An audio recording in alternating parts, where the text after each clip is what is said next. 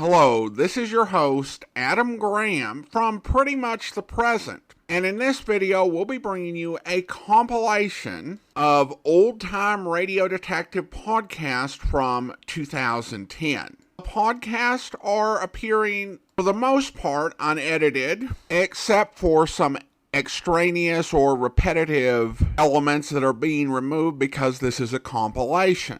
As I said, these are old, so any websites or offers mentioned may not be valid at the time you're listening unless you find them on our website currently. Now, with that said, here is a week of old-time radio detective podcast.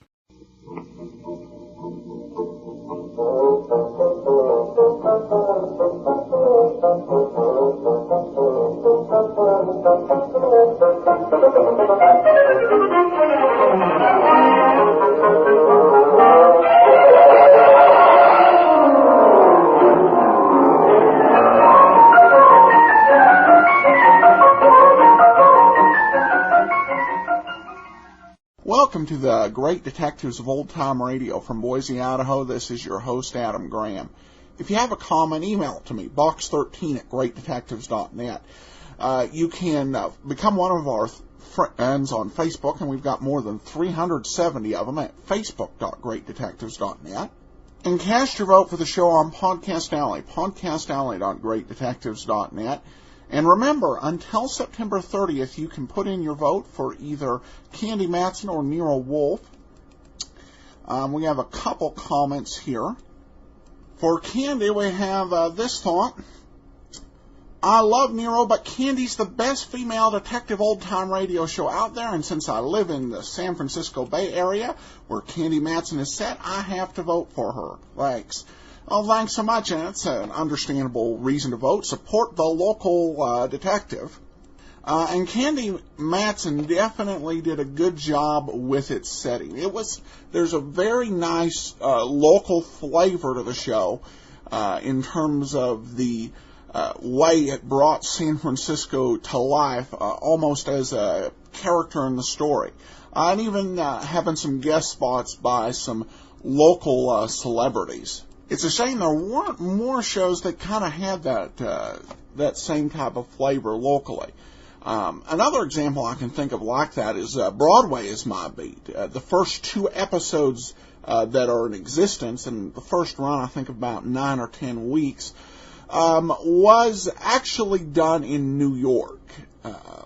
And then it switched to Hollywood for the rest. And Hollywood episodes are great, but those two New York episodes really just had such a great sense of location and really felt like you were there. So, got this comment. Vote for Nero Wolfe. Haven't heard it in a while, and I just listened to some Candy Matson not too long ago on another podcast. Thanks for doing the podcast, Adam. Well, thanks so much, Ernie, for your comments.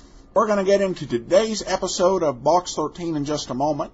Before we do get started, I want to let you know about our sponsors. Go to Mating's free trial.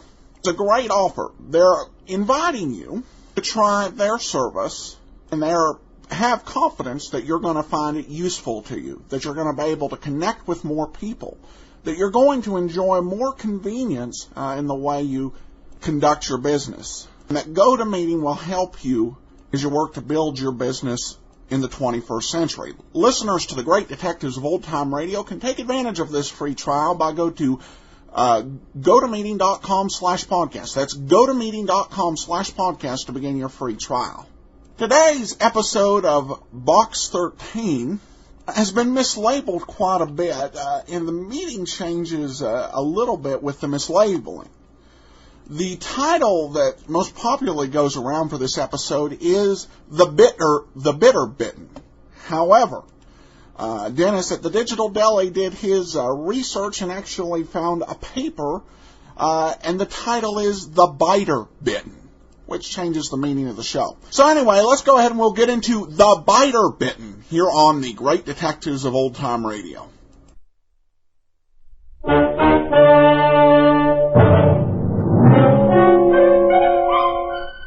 Box 13, with the star of Paramount Pictures, Alan Ladd as Dan Holliday.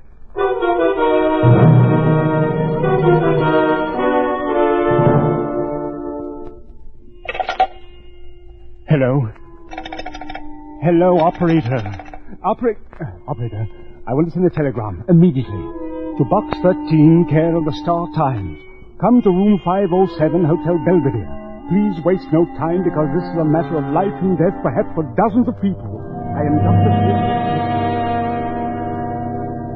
No time because it's a matter of life and death, perhaps for dozens of people. I am Dr. Theodore Miller.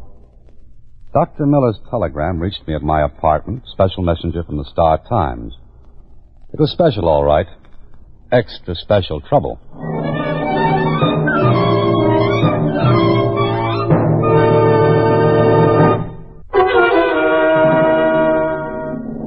And now, back to Box 13 and Dan Holliday's newest adventure, The Biter Bitten.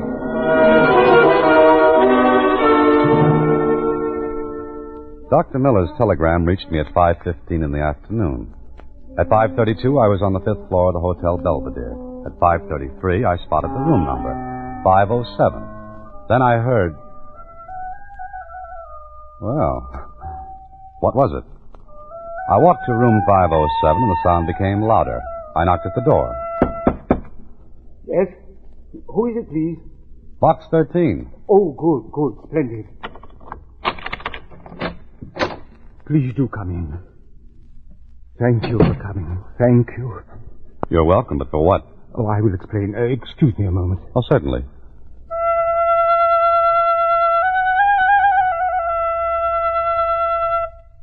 Oh, it's no use. Oh, you're so right, Dr. Miller. Music like that does seem a little out of place. You're joking. I think you're the joker, Dr. Miller. No. Please forgive me, but I am desperate. Why don't you settle down and explain your telegram and this weird little concert?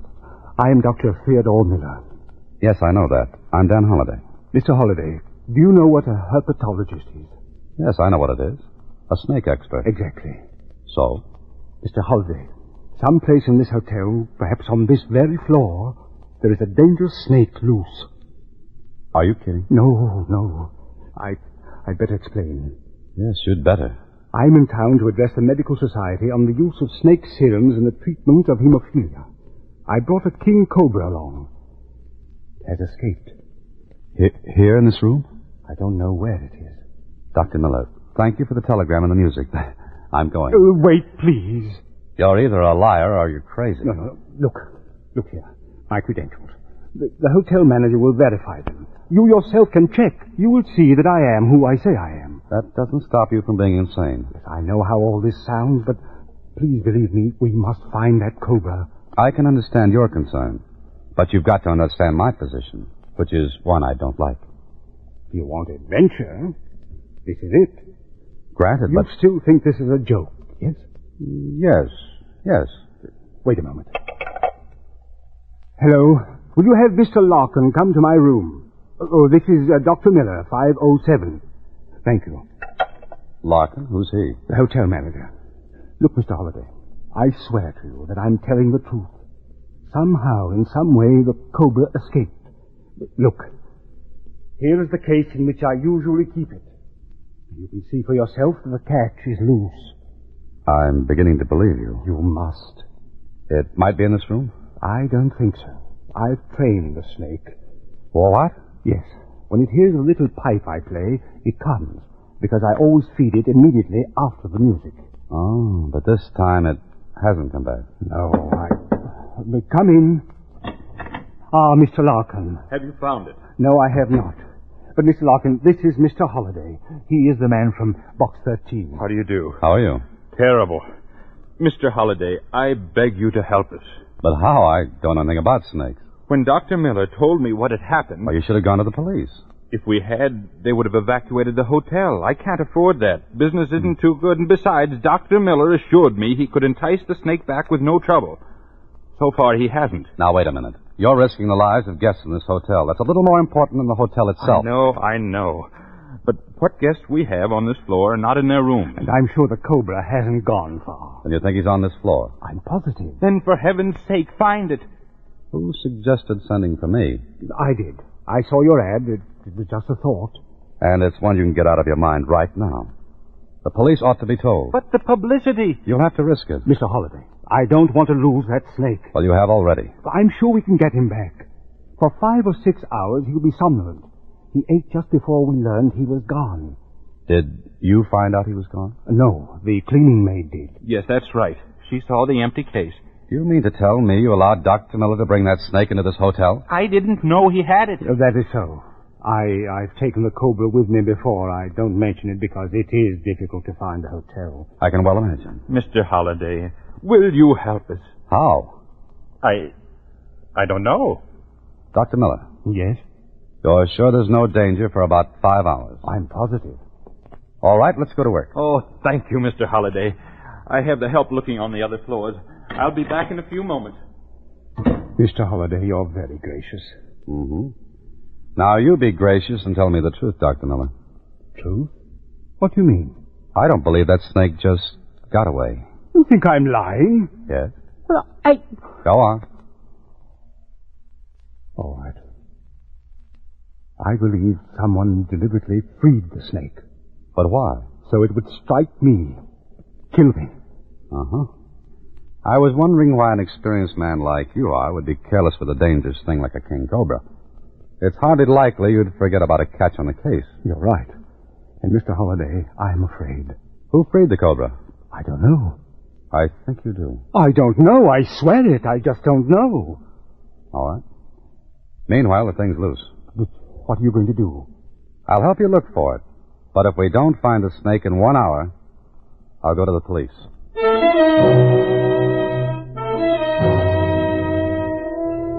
Well, I should have gone to the police right away, but there was something that told me not to. Anyway, we hunted. No snake. So I put in the call to the police and went back to my office. There was something bothering me, but I didn't know what it was.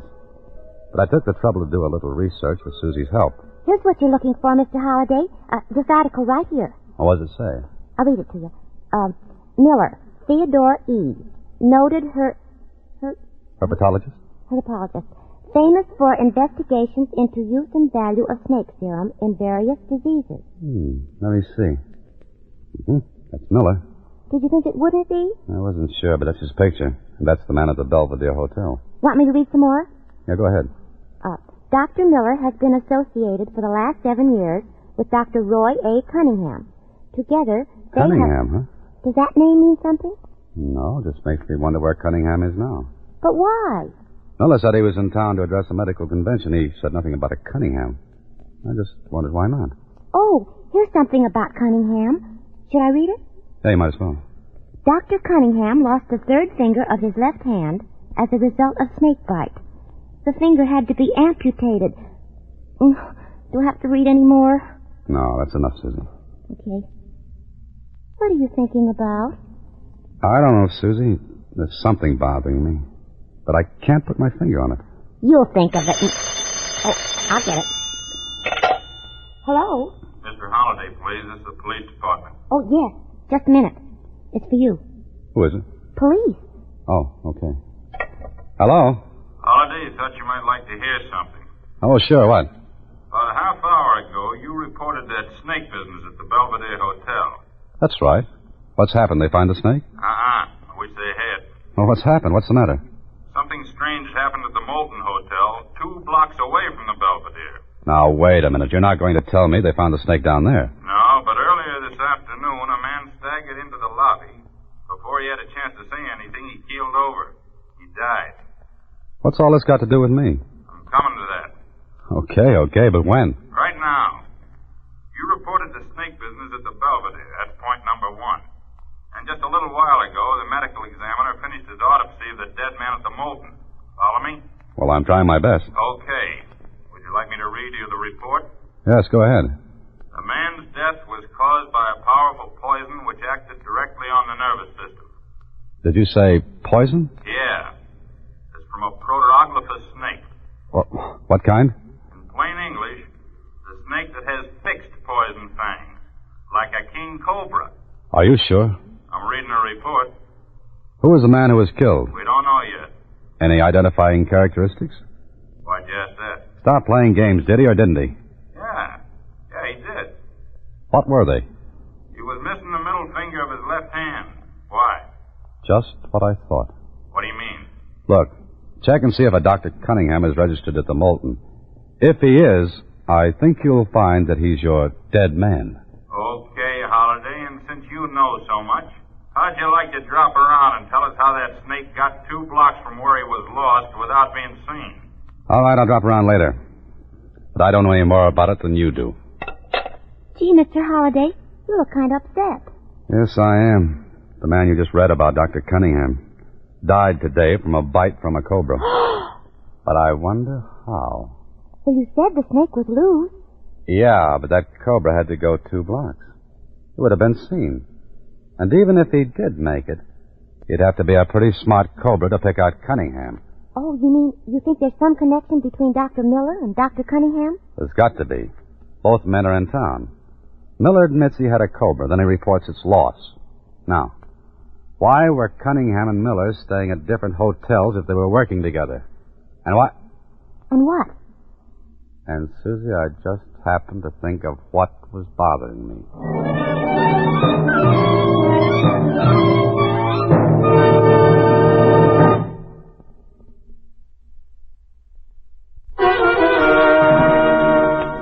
And now, back to The Biter Bitten, another Box 13 adventure with Alan Ladd as Dan Holliday. Sure, I happened to think what it was that bothered me. But it didn't tie in with anything. At least, not right then. So my first stop was police headquarters for a chat with the medical examiner. Yes, it's correct, Mr. Holliday. The autopsy on Dr. Cunningham showed definitely that his death was caused by venom. Possibly that of a cobra. Uh-huh. But no trace of the cobra itself. The Moulton Hotel's been searched. I have interns from the city hospital standing by with anti-venom. Anti-venom? Yes. They're made from the venom itself, often efficient in the treatment of snake bite. I see. Okay, thank you, Doctor. Where are you going now? I thought I'd go back to the Belvedere Hotel. Uh-huh. Be careful. I don't want to go through another autopsy. Doctor, I'll do my best to keep from being the next subject.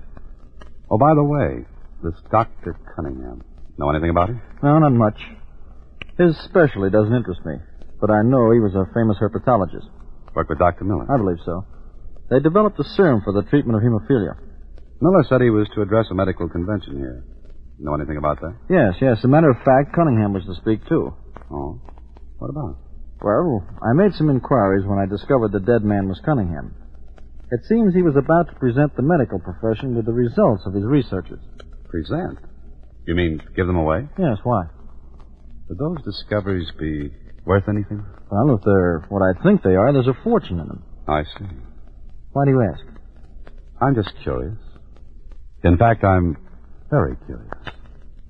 Well, thank you, Doctor. If anyone here wants me, I'll be at the Belvedere Hotel. All right. And remember what I said. That cobra is dangerous. And sometimes the anti-venoms can't be administered in time.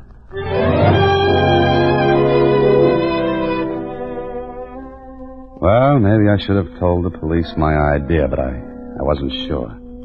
I had to make sure because I had a hunch I was dealing with a very, very clever man. I went back to the Belvedere Hotel and spoke to Larkin, the manager. I don't know what to do, Mr. Holliday. There are police all over the hotel, and the guests know there's something wrong. Oh, this will ruin the hotel. Maybe not, Mr. Larkin. Maybe we can prove there's no cobra loose in here. What? But Dr. Miller, the death at the other hotel, and... Yes, the death at the Moulton Hotel.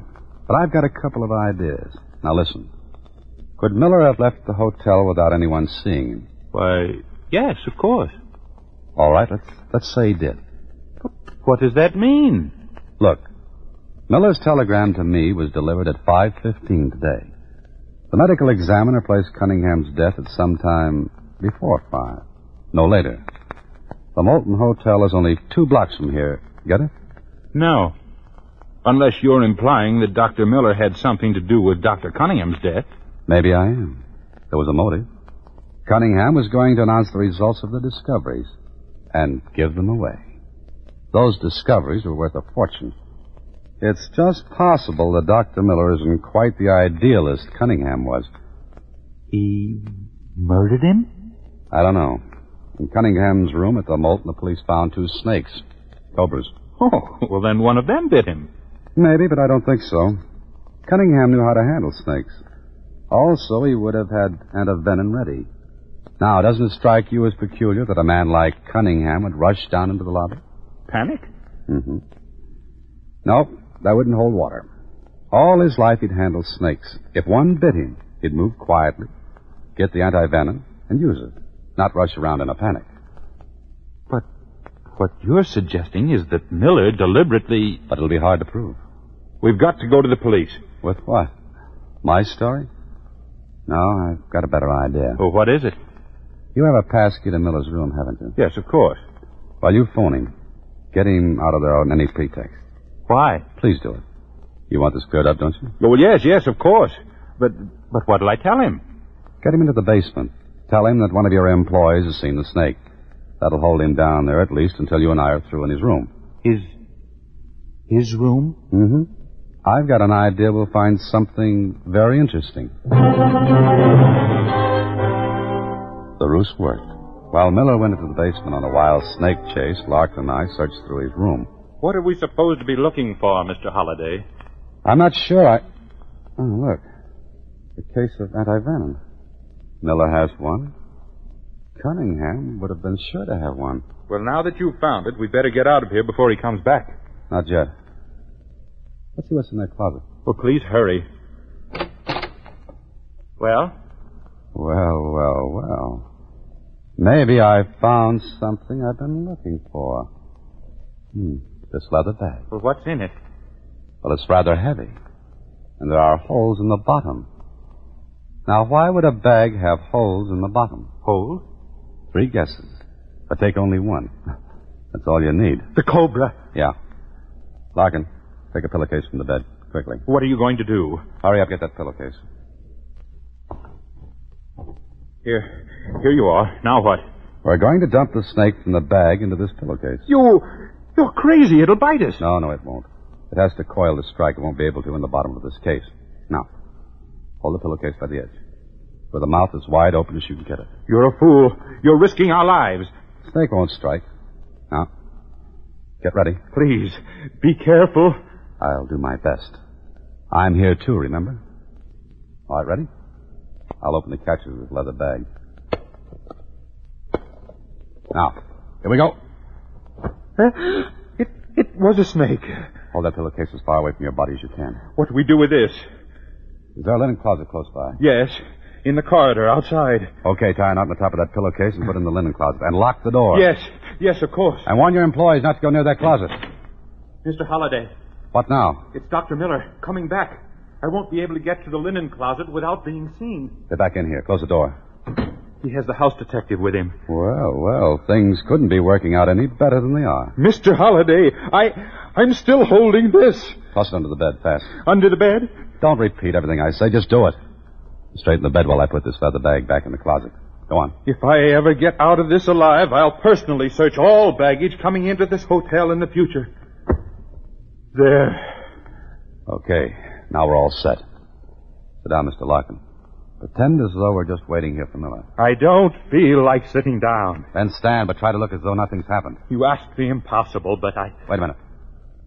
Tear that extension cord loose from the baseboard. And hand me that staple that held it. You're crazy. All right, get out of the way. What are you going to do with that U-tack? Put it right here on the chair. Points outward, just about the height of Dr. Miller's ankles. There. That'll hold it, I hope. Oh, Mr. Holliday. Oh. Any luck down the basement? No, some hysterical maid thought she saw the snake, but it was not. Well, what now? We must think. Mm-hmm. That's a good idea. The house detective here says that there's no other way but to get everyone out of the hotel. We can't do that, Miller. I'm trying not to. Dr. Miller, did you hear of Dr. Cunningham's death this afternoon? Yes, I did. I would have gone to him, but I cannot leave here. Strange that a man of Cunningham's experience should have been so careless. Bitten by one of his own cobras. It's the chance we take. But he rushed down into the lobby. Doesn't he carry anti-venom with him?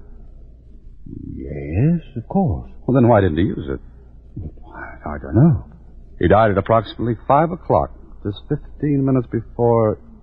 your wire to me. Yes, that's probably so. But we're wasting time here. We should be looking for the cobra. Yes, I suppose we should be. But to get back to Dr. Cunningham, suppose now I'm saying suppose, someone went to him. Someone who knew him. Suppose that someone took a cobra there and allowed it to strike Cunningham. Who would do a thing like that? Oh, someone who hated him because of what he was going to do. Throw away a fortune for the sake of humanity. You're crazy. Maybe. But it would be natural for the police to assume that Cunningham was bitten by one of his own snakes. Not by yours. You know that mine is gone. Sure, to make it look as though it escaped here. You sent the wire to me, so I'd be your alibi. Also, Larkin here was part of your alibi. This is fantastic. I admit that. But it's fantastic enough to be true. You took the snake to Cunningham. When his back was turned, you allowed it to strike him. But first you took his antivenom. This is preposterous. I say the cobra you've been looking for is right here in this room. Get out of here. You're a madman. That description fits you better than it does me. Where are you going? We looked everywhere but in this room. This closet. Keep out of there. What's this leather bag? Keep away from that. Why, it's just a bag and... Don't open it. Why not? It's empty. Look. Empty. You're a liar. No. No, I'm not. Look for yourself. The cobra. Don't you understand? It really is loose. Sit down, Dr. Miller. Sit down. You fool. What did you do with that snake? What snake? There was a cobra in there. Trying to kid me, Doctor? You told us it had escaped. Even helped us look for it. No, will you please believe me? There was a cobra in there. No, I don't believe you. And I said, sit down. What's the matter? It was under this chair. It struck. Look, the marks on my leg, fangs. Holiday, please, hand me the antivenom. The case on the dresser. Did you hand it to Cunningham? You fool, I'll die! Cunningham's dead. Please, the case. I'll get it myself. Oh, no, you won't. Just a minute. Please, hand me the case. What about Cunningham? Yes, I killed him, the fool. Hear that, Larkin? Yes, I heard it. Good. The case, please, the case. You won't need it, Miller. If you look down at the leg of the chair, you'll see I backed you into this. Tack. Uh-huh. Just a U-tack. You know, Miller, you worked up a pretty good crime. But when you sent for me, you set me thinking. You should have been more careful with your story. Look, under the bed. The snake. It's loose. Larkin, don't move. Well, Mr. Holliday, it looks as though we're all hoist by our own petard. You, house detective, get your gun out. If you move quickly, that cobra will strike. What will we do? I'm the only one used to handling snakes. Would anyone else care to try it? Larkin, look. Right at your elbow on the dresser. What? That little pipe. The one Miller plays. Pick it up, but do it slowly. Slowly. I can't move. You've got to. The cobra's moving toward you, Holiday. You're in the same boat, Miller. If you move, he'll go toward you. Think your way out of this one, Holiday. Larkin, do as I say. Take that pipe. Reach for it slowly. Go ahead. Now what do I do? Play it. I don't know how. Go ahead, Mr. Larkin. You've got to, Larkin. Distract the snake's attention so the house detective can get his gun. Go on. You'll have to do better than that. I can't. I don't have any breath. Stand still. Try it again. That's it, Larkin. Keep it up. He stopped crawling. Miller, stand still. Good boy, Larkin. You've got him coming toward you. Keep it up. Keep it up. Go on. Now. You. Get your gun.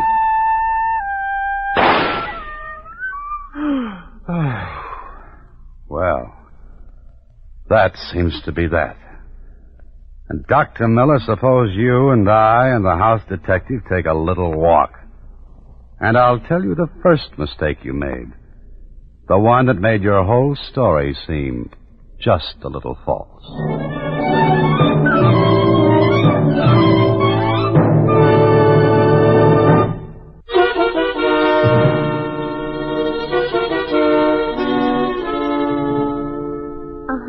So he told you something that set you to thinking. Well, what was it, Mr. Holliday? Well, it wasn't much, but it started the ball rolling. Well, please tell me. Okay, Susie. He sent the wire to me, begged me to help him find the snake because time was precious. Now, when I got to him, he said the snake would be quiet for at least 5 or 6 hours. So, what was the big rush to get me there? Oh. Good night, Susie. Listen in again next week when, through the courtesy of Paramount Pictures, Alan Ladd stars as Dan Holliday in Box 13. Box 13 is directed by Richard Sandville, and this week's original story was written by Robert M. Light. Original music is composed and conducted by Rudy Schrager, and the part of Susie is played by Sylvia Picker. Vern Karstensen is in charge of production. Box 13 is a Mayfair production from Hollywood.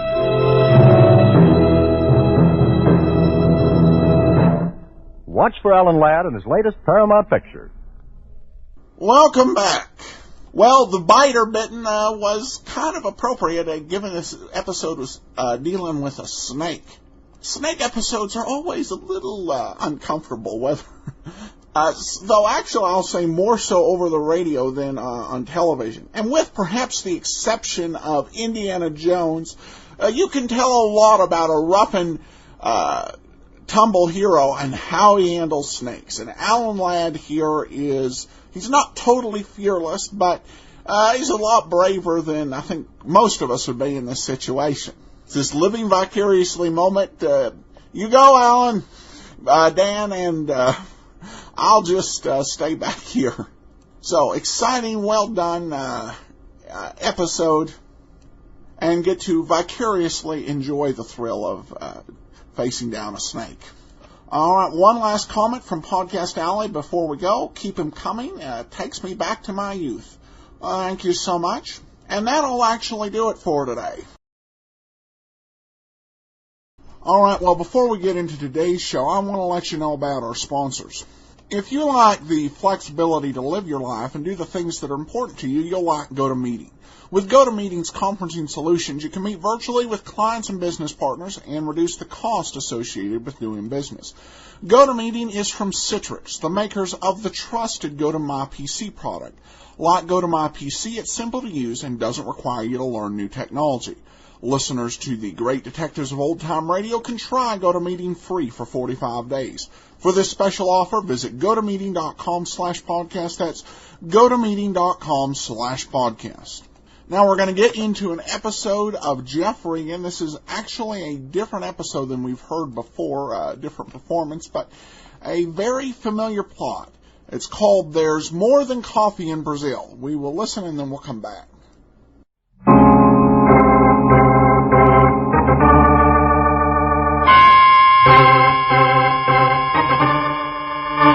My name's Regan.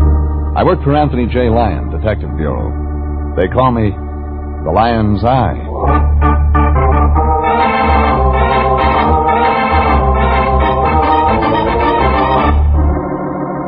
Sunday at 8:30, and CBS brings you Jeff Regan, Investigator, starring Frank Graham as Regan with Frank Nelson as Anthony J. Lyon. So stand by for mystery and suspense and adventure in tonight's transcribed story, They've Got More Than Coffee in Brazil.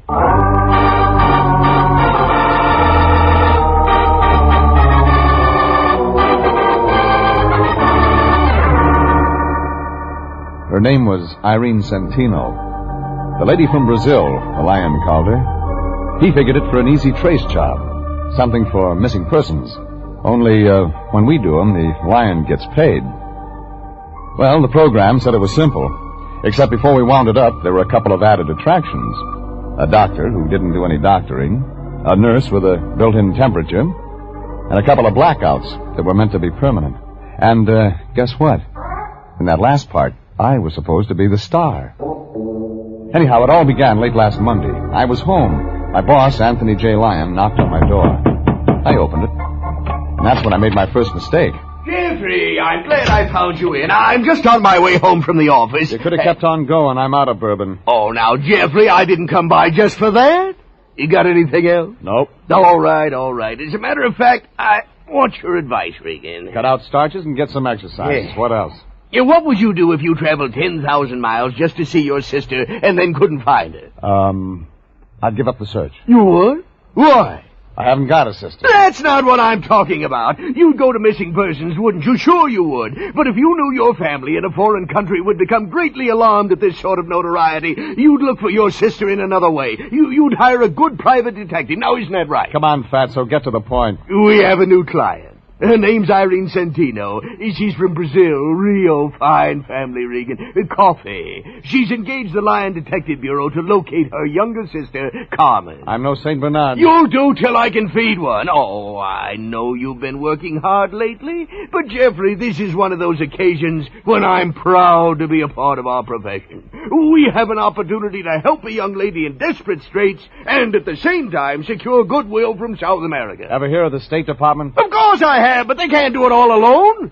It's up to individual citizens to take responsibility, too. And that's the only reason you want me to find her sister? Absolutely. Now, Miss Centino is taking an apartment at this address. Here, go see her, comfort her, let her know the Lyon Detective Bureau and the United States of America will do everything possible to locate her lost sister.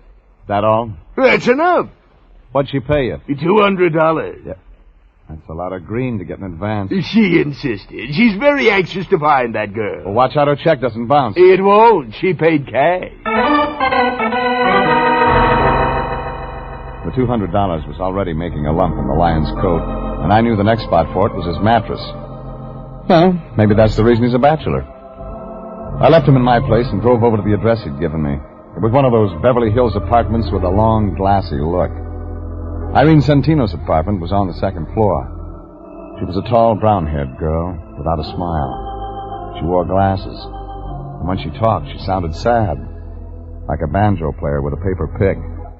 Thank you so much for coming over, Mr. Regan. I've been very upset all day. I just had to do something about Carmen. Your sister? Yes, my younger sister. She's the one I came here to see. Yeah, I heard.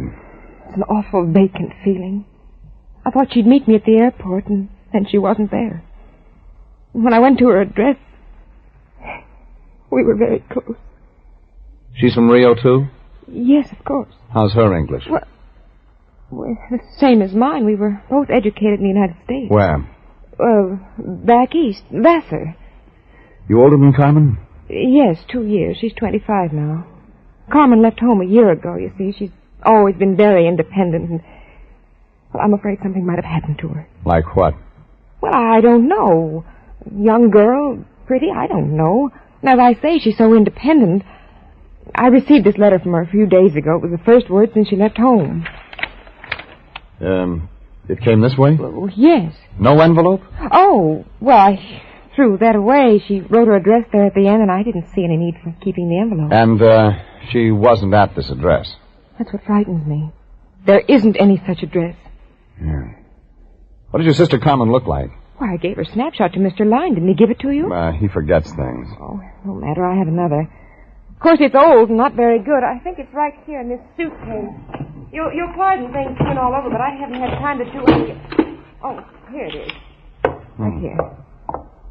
Ah, she's blonde, huh? Well, a little lighter than mine. We're the same height, too. We used to wear each other's clothes. Oh, Mr. Regan, you will be able to find her, won't you? I don't think you want me to. Mr. Regan, are you trying to be funny? You hand me a snapshot so old it could be anybody and a letter that says nothing, and you want me to turn up a blonde. But I thought those would be leads. She mentions the name of a doctor. I thought you Is he the man? The man? She left home a year ago. She wasn't following the crops. I don't know what you're talking about. There was a man in it. If I'm going to do any good, I've got to have it all, lady. All right, there was a man. Yeah. His name was Frank Martin. I met him once in Mexico City. She thought she was in love with him. But he has nothing to do with it, Mr. Regan. I'm sure he has nothing to do with it. How do you know? Because I looked him up. He lives out on Laurel Avenue. You talked to him? No, but I asked questions around. I'm completely satisfied he knows nothing about it. Look, if you'd see this doctor my sister mentioned... You want me to find your sister? Yes. But you don't want me to see this Frank Martin. I didn't say that. You didn't have to, lady. Okay. You got a report when I got something. Oh, There's one more thing. What's that? How long did you stop off on the way to shop in New York? What makes you think I'd do that? Labels. When you leave your clothes strewn around, labels show. There's no Saks Fifth Avenue in Rio.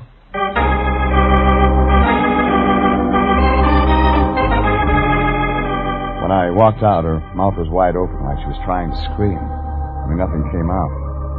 I hung around the door outside for a minute to see if she'd use the phone. But when nothing happened, I looked up Frank Martin in the city directory and drove over to Laurel. A 2-story apartment building the color of a bride's blush. It was wrapped around a swimming pool, too small for people, too big for birds. Martin's name wasn't on the mailbox, so I tried the manager's door. His voice sounded like a beer truck in low gear. Well, come on in, Pilgrim. You don't know me, do you? I just got here. I played the Palace in 26. Oh, them was the days. Write it up, sell at the movies. Oh, them slobs. Central Casting ain't called me in 4 years. You got a card? AFRA, SAG, and the Musicians Union. I play the French horn. And none of them call me. Now, I figure it's television. No union yet, but... by the way, what are you doing here, buddy? Looking for a man named Frank Martin. Now, look, I like Frank. You got trouble, stay away from him. He bruises easy. And you're just a mother to him. He's a nice laddie. Remember what I tell you, huh? Sure. Come on, I'll show you. Thanks. That's him. He stays in one key. All the time. A low one. Sounds like. Second door on the right. Thanks. See ya, Pilgrim.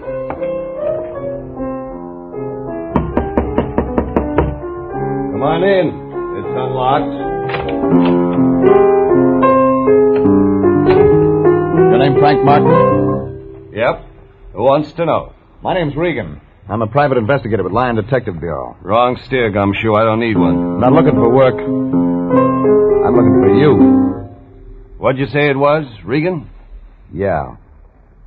R-E-G-A-N? Regan?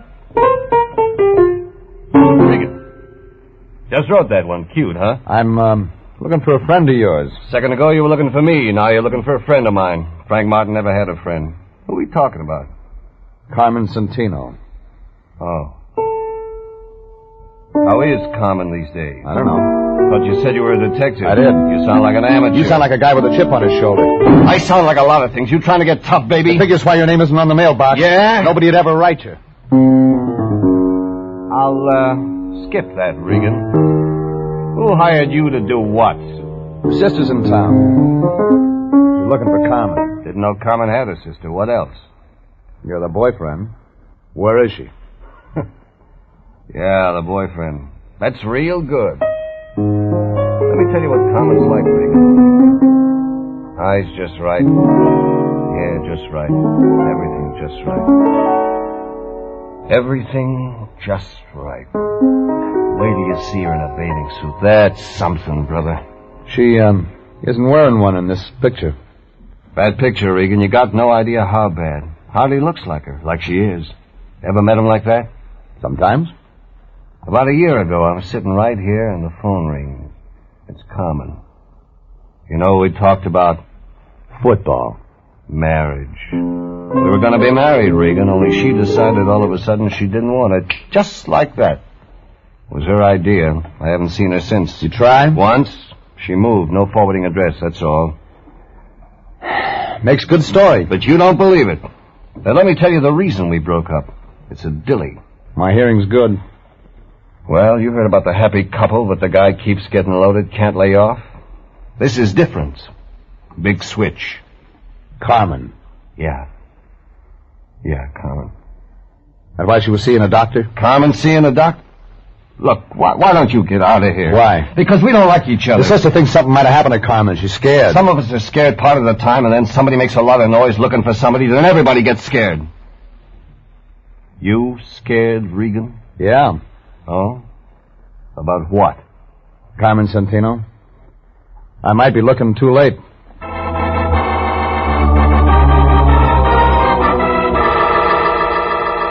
Well, what he gave me filled in the cast, but the plot wasn't getting any clearer. So I looked up the doctor Carmen had mentioned in her letter. His name was Kingston, and the only address was a place out in Encino. It was a ranch house built all over the top of the hill like whipped cream. Figured he was getting over ceiling for his pills. I parked my car by the gate and followed the flagstones up to the front door. When I pressed a button, I heard something that sounded like chamber music. A blonde girl wearing a red dress that must have been riveted for her opened the door about the middle of the second chorus. Well, I like blue serge. It has an effect on me. It's the only thing in the closet. You fill it out nice, but you don't look sick. I want to see the doctor anyway. Come in and we'll talk about it. My, you are tall, Mr. Regan. Regan. Who are you? Florence Nightingale? I hold the doctor's stethoscope. My name's Vivian Lytell. Mind telling him I'm here? Yes, he's busy. So are you, lady. He'll be busy quite a while. He just opened another bottle. Well, I'm right on time. You're so eager. Oh, wait. Rex isn't sociable like me. He drinks alone. He gets more that way. Let me entertain you. Easy, Angel. I don't know how to fix a fracture. I've already got a man who can do that. I want one with brains. What's the matter with the doc? He keeps his in a bottle. Hasn't used him for a long time now. He's done all right. This? He'd be selling papers if his wife hadn't left him a good insurance policy. What's the matter? Don't you like his money? Oh, don't get me wrong.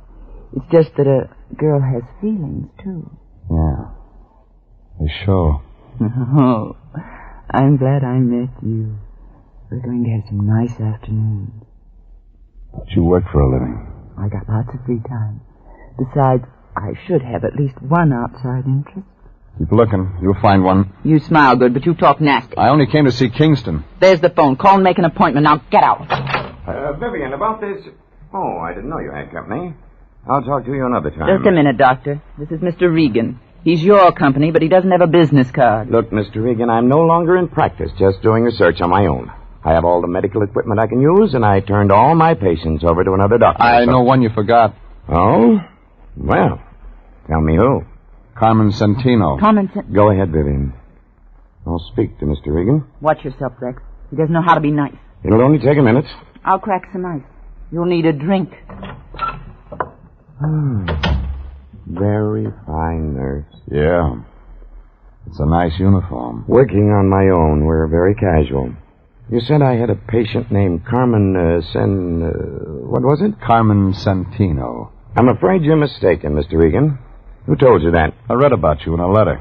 Must have been another Kingston. There's only one with a license. Are you a relative of this girl? Friend. You're a detective, aren't you? Yeah. Want to show me your files someday? Why not today? This way. I keep them right here on my lap. Help yourself, Mr. Regan. Thanks. Want a drink? Too early. You don't mind if I have one? Your house?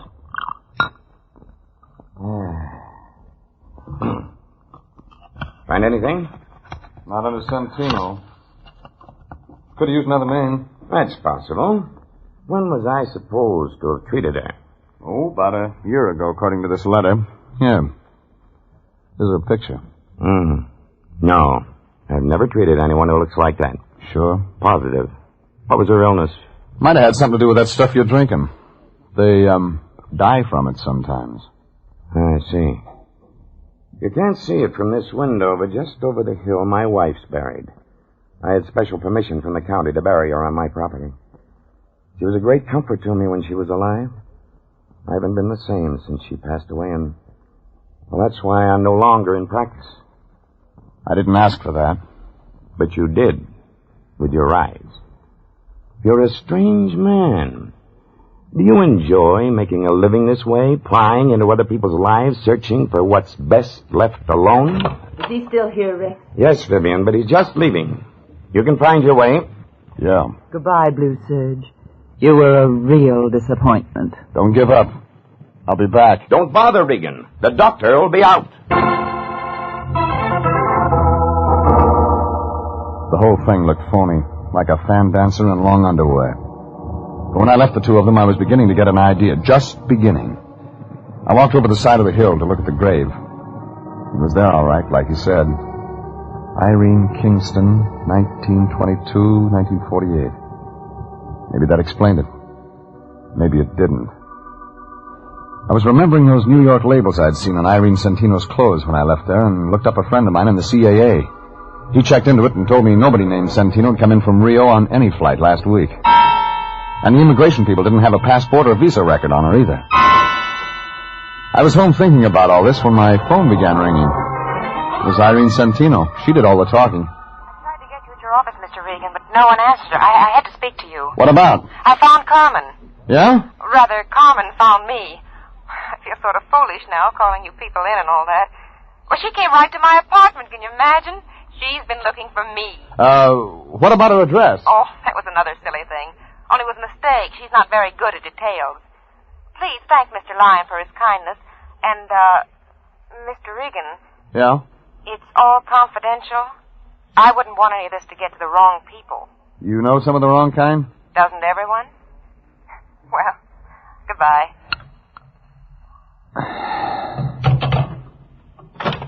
Oh, Jeffrey, you run any expenses on the Centino thing? No. Good. It's all over. Well, how do you know? She just... It just came from missing persons. There's a cop there named Perini. Got an eye like an eagle. Talk sense. I had that other picture of the Centino dame with me. He took one look at it and opened up a file. What kind of file? Dead and unclaimed. What do you mean? The county buried her. Carmen Centino's been dead a year.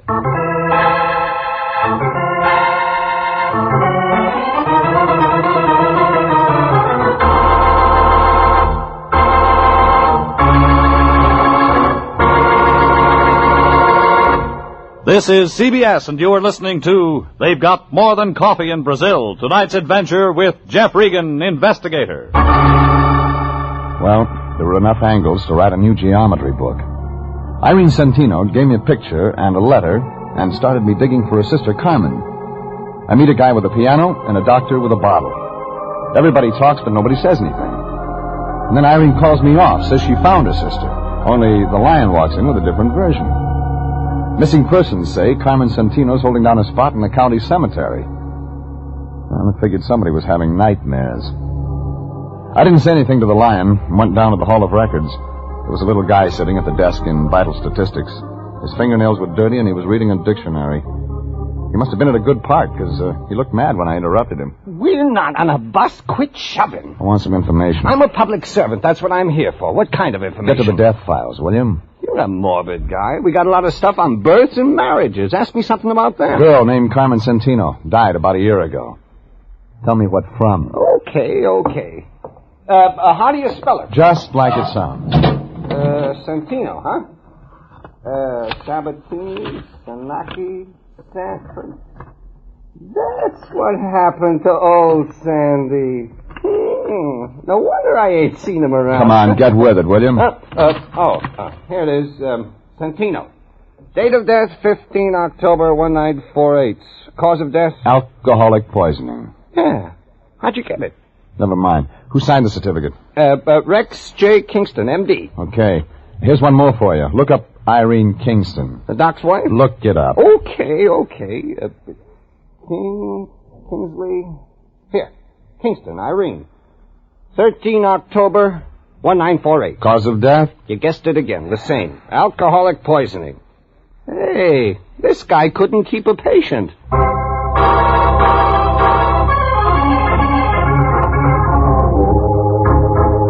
Well, that filled it in. I could see the plot, but I wasn't sure of the ending. So I didn't waste any time getting over to Irene Centino's place. But I wasn't fast enough. The door was halfway open when I got there. All the company had left, but Irene was still around. She was sitting there looking at the phone, like it was all she had to think about. Mr. Regan. What's so funny? Everything, Mr. Regan. Oh, excuse me for not getting up. I didn't expect you. I told you I found my sister, didn't I? Yeah, you told me, but you didn't tell me she was dead. I didn't even tell you that I haven't got a sister, did I? Did I? Come on, lady, give it to me. What are you talking about? Look, this little red spot on my arm. Doesn't look like much, does it? But just wait, Mr. Regan. You just wait. You just wait. Wait.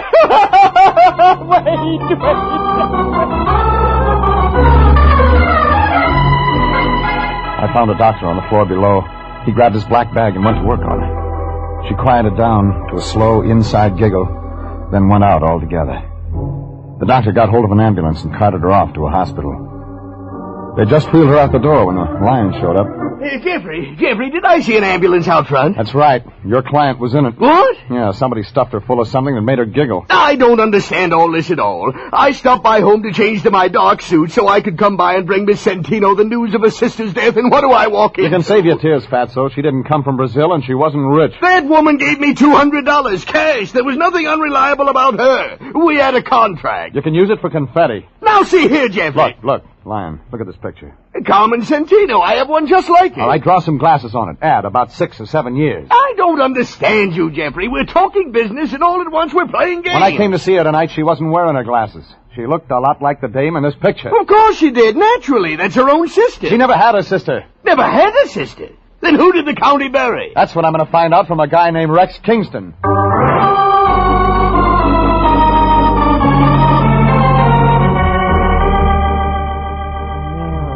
I had a feeling you'd be back.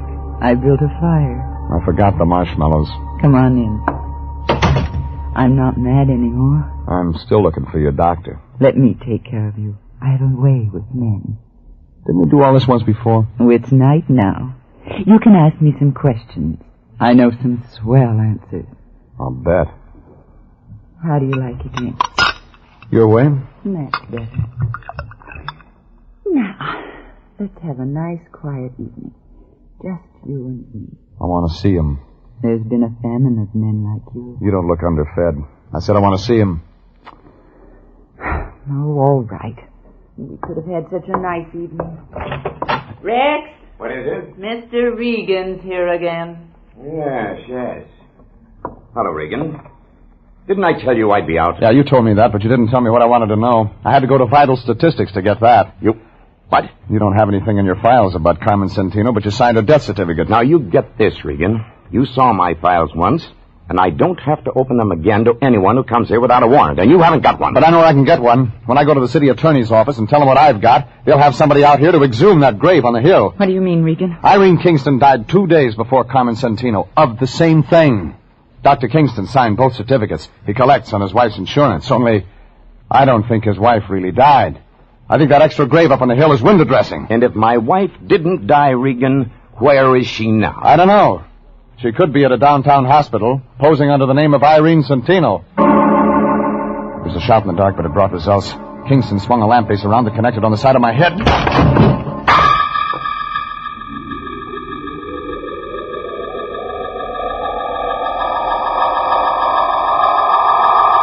I came to, I was in a white room, back of the house.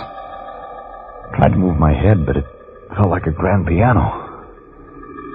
Nothing else worked either, so I just lay there. Pretty soon somebody began putting something damp on my face, and I began to see better. Vivian was standing there with Kingston. He looked sick, like an ostrich with a sore throat. Had a needle in his hand. I can't. You can do it all right, Rex. Go ahead. That's the same treatment you tried to give Irene? You should have stayed out, Regan. I wanted one more look at you, baby. I hate to see the nice ones go, but it'll be all over in a minute. All right, Rex. Give me a drink, Vivian. Gotta have a drink. It won't help. I found Irene in time. She's gonna live. She's gonna talk. Go ahead, Rex. Give it to him. Then we'll clear out. But Irene's still alive. I didn't kill her. You'll do better this time. I can't. Go ahead. No, I won't. I said go ahead or I'll shoot you, Rex. I'll shoot you if you don't. No, you don't.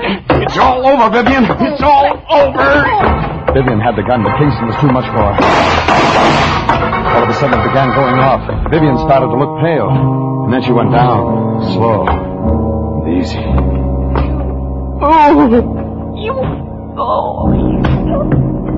She deserved it. That what you're going to tell the state? Regan, is Irene really going to live? That's what the doctor says. Good, Regan. No, don't try to move. I gave you a shot of preparatory solution. You won't be able to move for another hour. I suppose I ought to run. You won't get far. I know. But listen to me. Irene, she's my wife. She's innocent of all this. When you tell the police the real story... I haven't got it all. You had enough? It started with Carmen Santino. She stumbled in one night. She was very ill. She dropped dead before I could do anything for her. Alcohol? Yes. But before she died, she kept talking about a man named Martin. Lives over on Laurel. Yes, I was going to get in touch with him. But I had a better idea. She looked a great deal like my wife, Irene. It was quite remarkable. The insurance. Yes. Irene didn't want to do it, but she loved me, so she finally disappeared. I used one body for 2 death certificates and buried an empty box up on the hill. I was supposed to join Irene later. See. Vivian. Yes. Vivian came along. I was drinking one night and she found out the truth. I was trapped. It would have stayed that way if Irene hadn't hired you. And I was supposed to scare you with that story about her sister in Brazil. It worked, too. That guy Martin said.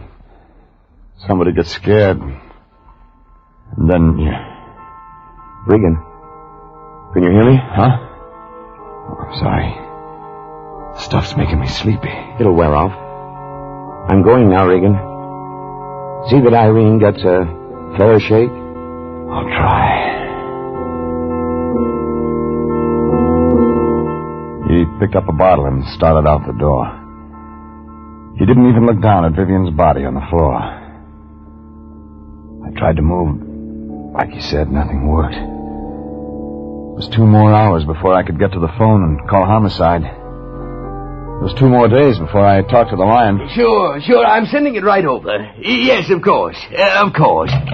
Jeffrey, my boy, how are you feeling? Better? Well, the fog's gone out of my head, if that's what you mean. Otherwise, I feel lousy. Oh, don't take it so hard, my boy. All in a day's work. Besides, there's the brighter side. Yes, indeed. Like what? Well, for one thing, they got that Dr. Kingston. He only got as far as Las Vegas. Crime doesn't pay, Jeffrey. Crime just does not pay. Doesn't, huh? What's this? Now, wait a minute. Give me that. Application. Consolidated insurance. It's nothing, I tell you. You mean to tell me we're going to try to collect a reward? We exposed an insurance fraud. Every insurance company pays a little something for that. We had expenses. You don't know how hard I worked on this, Jeffrey. Here, take it back. Well, what's the matter? You look like it's something illegal. Crime does not pay. Huh.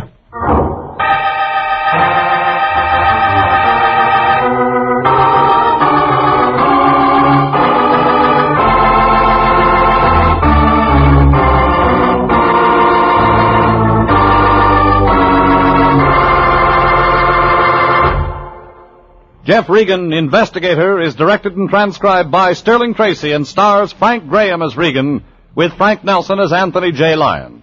Tonight's script was by E. Jack Newman. Original music is by Dick Arant. Bob Stevenson speaking. This is CBS, the Columbia Broadcasting System.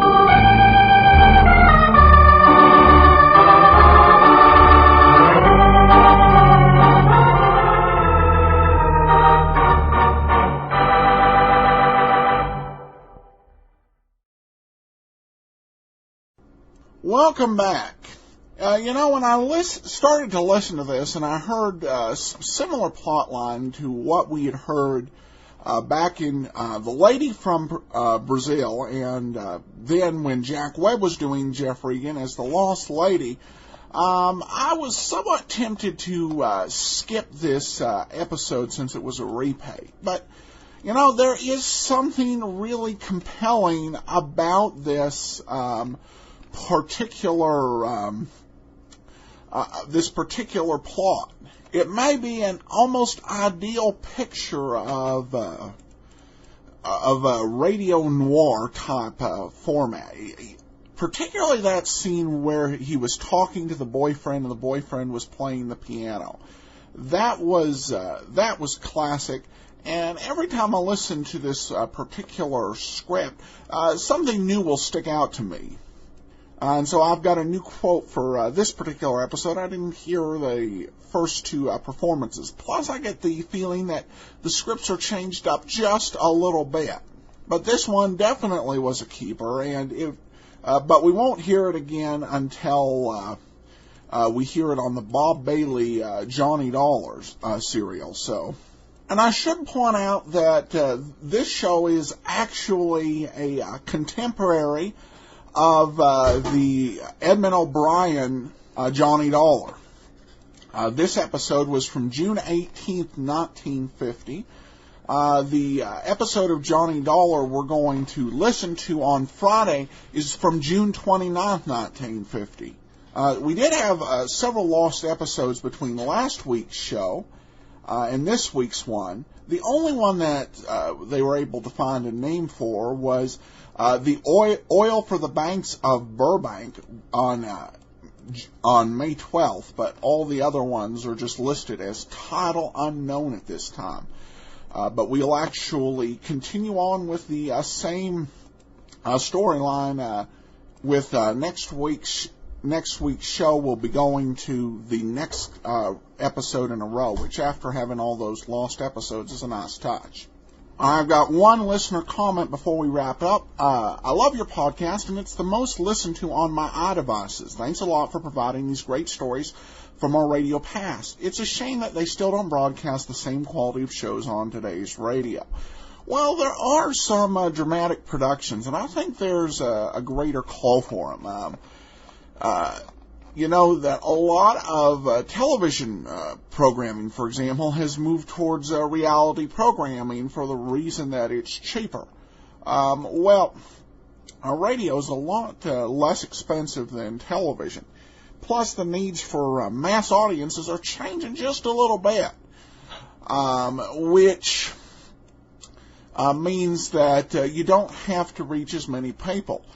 There is actually a pretty successful project. Carl Amari, who used to run Radio Spirits, has now left the company, and he started a company that is producing Twilight Zone for radio, producing the TV scripts of the Twilight Zone for radio. They've actually started doing some original performances, and if you want, that's at twilightzoneradio.com.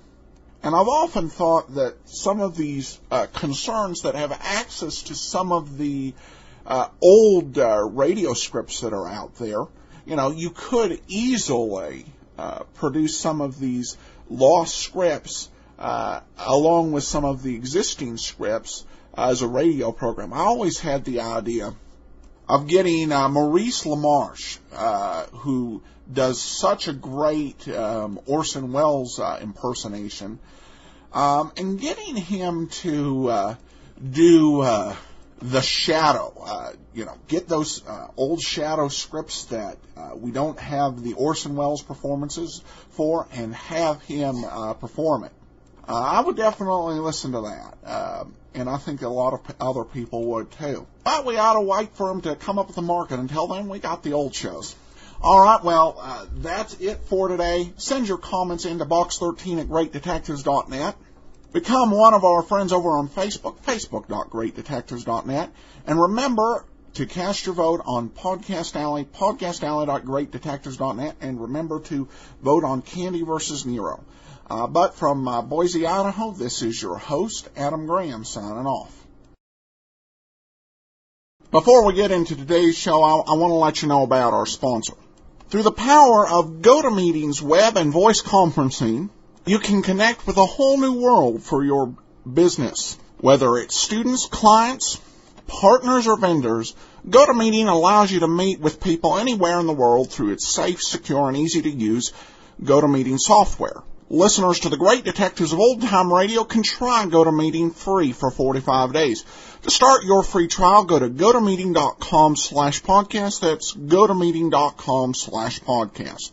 We did get some somewhat sad news from Nora, who writes after saying she'd vote for Nero Wolfe, said, "You already are doing my favorite show. Let George do it," which has one of my favorite female characters from these shows, Brooksy. By the way, I'm a week or so behind in listening to the downloads, so you may already have mentioned this, but I just saw that Jackson Gillis died a couple of weeks ago.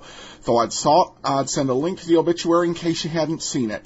And she provided a link to the obituary in the New York Times, and I had not caught it. And it's actually a very good article. I think I'll throw this one in the show notes. But he died at the age of 93. So we continue to lose a lot of the great writers of yesteryear. The New York Times covered some of the depth of his writing. He worked on Racket Squad, Sugarfoot, The Fugitive, Lost in Space, The Wild Wild West, Mission Impossible, Mannix, The Mod Squad, Bonanza, Ironside, Land of the Giants, Hawaii Five-0, Medical Center, Starsky and Hutch, Policewoman, and Murder, She Wrote. His daughter described him as a freelance worker bee who was never a Hollywood insider. When he brought her to the studio, he would warn her not to stare at anyone she recognized. He was not impressed by the business, she said, adding that he didn't watch much television himself. He watched football, Miss Gillis said. He thought most of what was on TV was junk. So he had impeccable taste. I think that perhaps that down-to-earth style, it's something we haven't got to hear too much of his work yet because he didn't really join Let George Do It until 1949, but we got to hear some of his Jeff Regan. And maybe keeping a down-to-earth perspective when working in Hollywood and the entertainment industry helps you write stories that people will still enjoy years later. So, Jackson Gillis of Moscow, Idaho, dead at the age of 93. Thanks for sharing the link, Nora. Now let's get into today's episode of Let George Do It, the Roundabout Murder.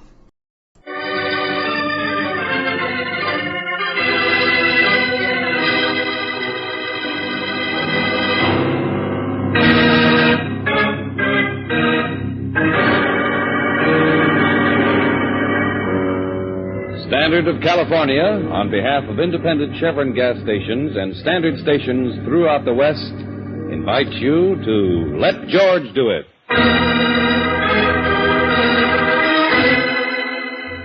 The Roundabout Murder, another adventure of George Valentine. Personal notice, danger's my stock and trade.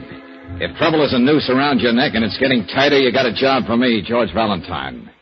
Write full details.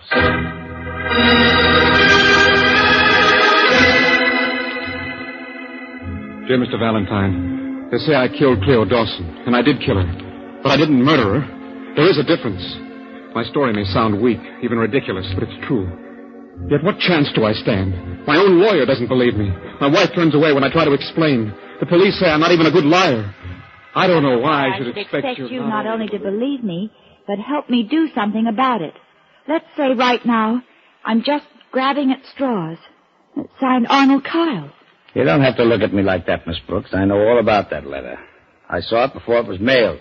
Oh. I don't get it, Lieutenant. This may put us on opposite sides of the fence. Since when does that bother you, Valentine? Anyway, just between you and me and that blindfolded lady called Justice, I want you to see what you can do for this guy. Well, I've never known you to undermine your own case, Lieutenant. Miss Brooks, you haven't met Arnold Kyle. He looks at you with those big, blue, innocent eyes, and he makes you feel all dirty, all over. For even questioning that simple-minded story of his. I tell you, I can't sleep. I wake up dreaming about his open-faced mug and Okay, you sentimental Irishman. Pull up your suspenders and tell me what's making this such a hassle for you. The facts. You can't beat them, Valentine. Now get this picture and tell me what you do. Yeah? We're up in Cleo Dawson's cheap hotel room. The coroner had just examined her body. Arnold Kyle's been standing there all the time, taking it all in. All right. You heard the coroner, Mr. Kyle. This isn't suicide. This girl was killed by some quick-acting poison in whiskey. Now, what do you know about it? Nothing, I tell you. Who is she?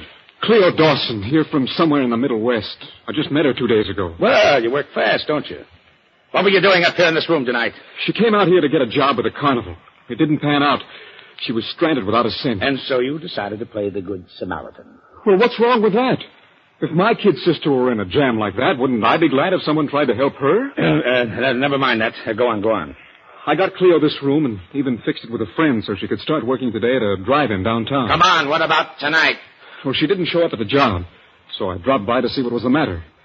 She had a rotten cold, so I told her she ought to take a drink and stay in bed. Kyle, why did you poison this bottle? Did Cleo threaten to make trouble between you and your wife? Don't be crazy. It was nothing like that. I was going to take a drink myself. Except all of a sudden, she keeled over, just like that. Okay. Where did you buy this liquor? I didn't buy it. Huh? Some fella gave it to me. A guy down at Donovan's Tavern, name of Walt. I never met him before.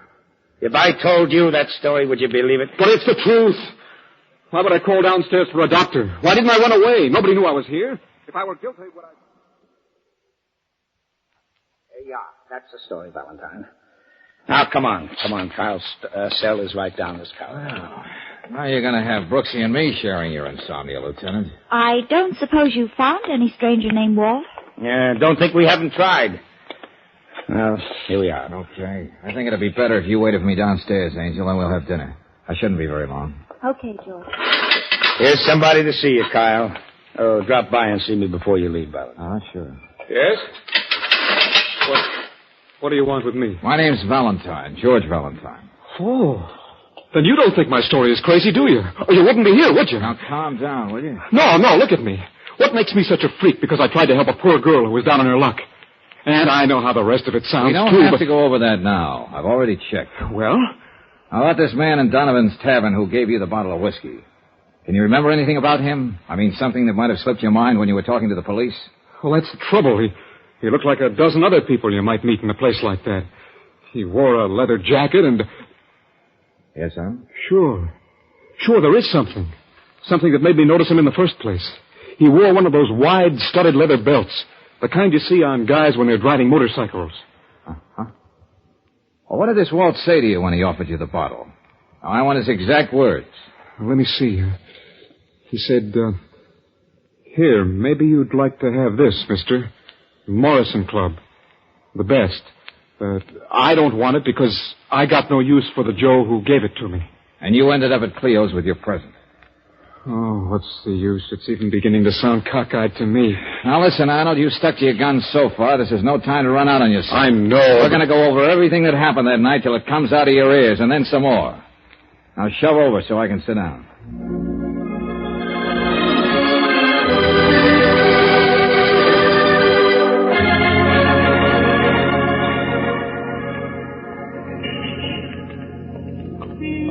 Oh, George, I want you to meet Charlie Drake.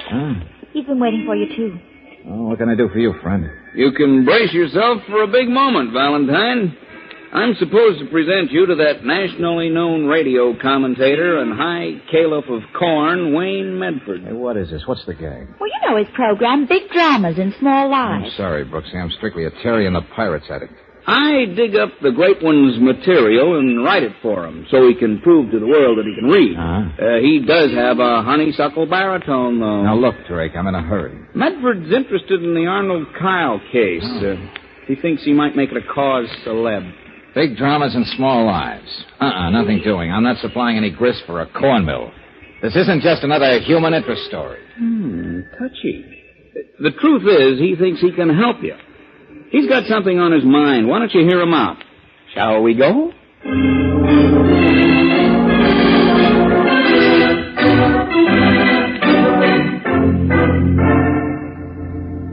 Drink, Miss Brooks, Mr. Valentine. Don't you find it disconcerting, Medford, having a bar in your office? And so well stocked. What's worth doing is worth doing well.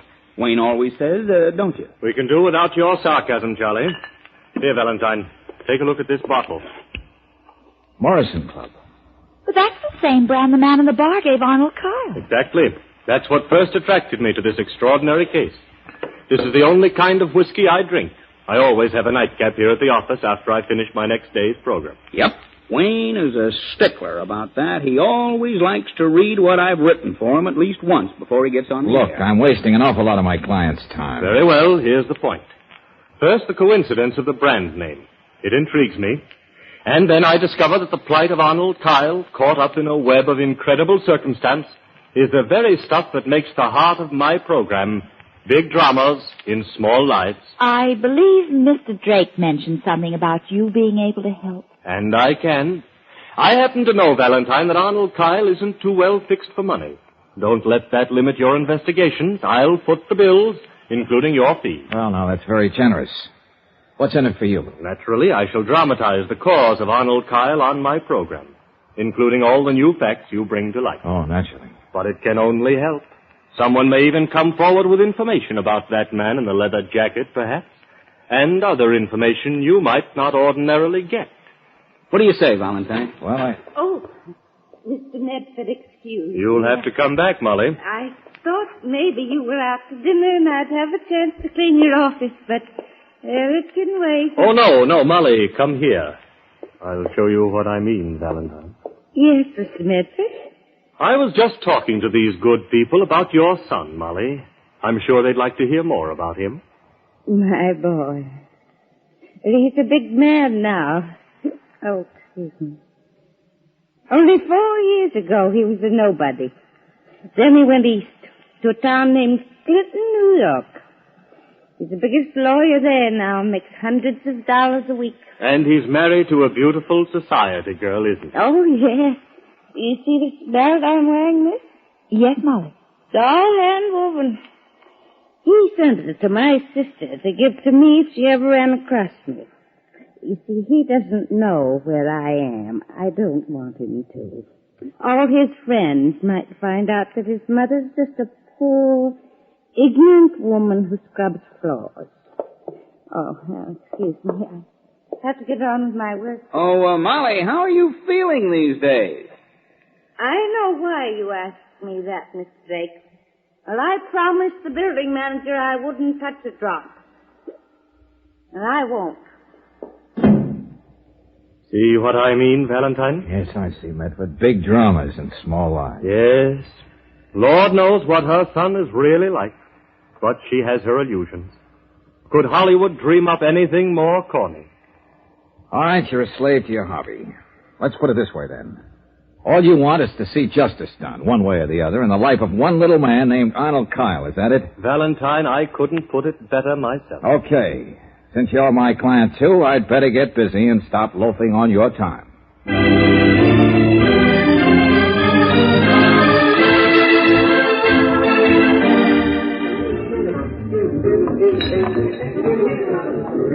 Nah, not at Donovan's. Our customers can't afford to drink Morrison's, let alone give it away. The man was wearing a leather jacket. Yeah, one of those wide motorcycle belts. Nah. Look, this is my busy time. Can I get you something beside conversation? Nah, Buster. Let's get out of here, Buster.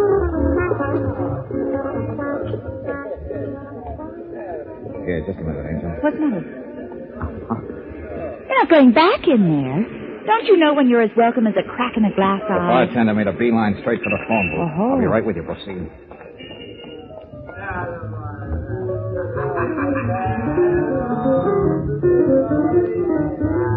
It's about time you answered the phone, lady. Look, go up to Walt Nielsen's room and call him, will you? Tell him it's Chester over at Donovan's place. All right, then. Wake him up if he's sleeping. It's important. Thank you, Chester. I know it's kind of late to be phoning, Mr. Graham, but as president of the Daredevil Motorcycle Club, you shouldn't mind a little excitement. Pardon me? Well, I just have to get Walt Nielsen's address and telephone number, so I can tell him I can't go riding with him tomorrow. Pardon me? Oh, don't be silly, Mr. Grant. I bet Walt has dozens of girlfriends. I'll wait. You're right, George. This Walt character is a man. Good. Oh, yes, Mr. Grant. Yeah, I'm putting it down. Rooming house at... Yeah. Oh, I don't know how to thank you. Pardon me? Oh, and happy motorcycling to you, too, Mr. Grant.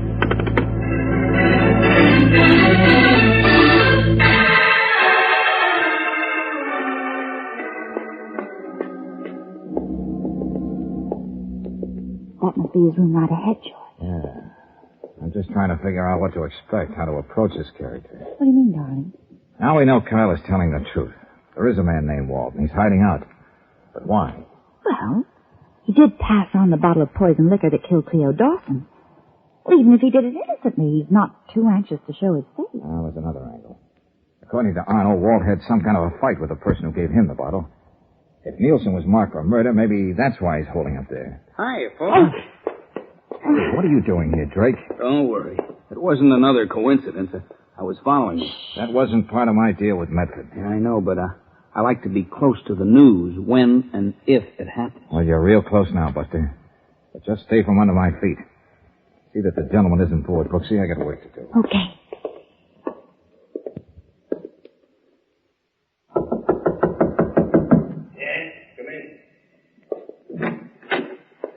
All the way in, Bobbin. Stand over there. Okay, Walt. I never play AC-doocy with a .38. So you've been packing? Yeah, leaving town. All on account of that crazy bottle of liquor. I should have thrown it down the sewer, but no, I gotta go be nice to somebody. A guy I never even seen before. Who gave the bottle to you, Walt? And why? You're getting nothing out of me, copper. Nothing but this. Just to make sure I got enough. Hey, you. Crazy bottle of liquor.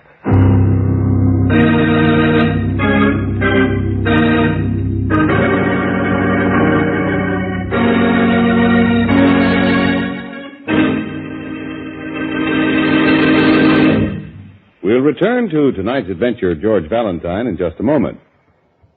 Have you ever known it to fail? The one time you want to get someplace in a hurry, your car decides it just won't start fast. If that's happened to you, better switch to high-octane Chevron Supreme gasoline, for it has just the right amount of light fractions to assure fast starts every time you use the starter. And that's just the beginning of the command performance you get from your car when you use this premium quality motor fuel. Its special blending agents command smooth, steady acceleration and all the extra power your car needs on rugged hills. And besides those advantages, it's climate-tailored to each different altitude and temperature zone in the West. No wonder folks everywhere say, Chevron Supreme keeps my car going steady. Try Chevron Supreme tomorrow. Get it at independent Chevron gas stations and at standard stations, where they say and mean, we take better care of your car.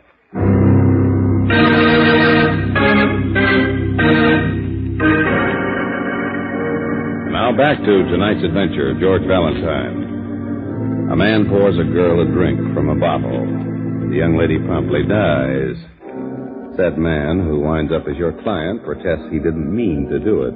He says a stranger gave him the lethal bottle as a present. So, surprising even yourself, you find that big-hearted stranger, and he has a present for you, too. A sculling that's a work of art.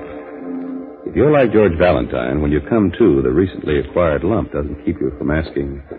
Oh, Brooksy, why did Walt Nielsen jump me like that? What made him so desperate? Darling, please sit down. You don't know what corner you're in. You're woozy. Oh, never mind about me. I think better walking around in circles.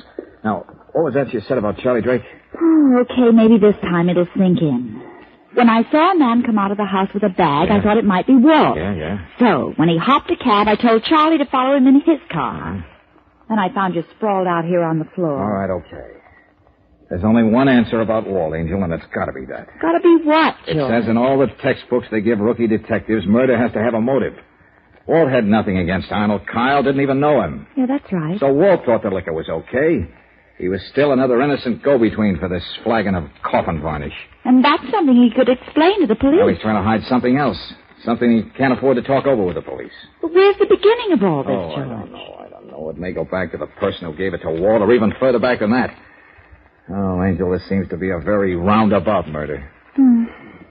Well, Charlie said he was going to call us here on the hall phone as soon as he finds out where Walt is headed. It's 11 o'clock now. Oh, what a game, Brooksy. Bottle, who passed the bottle?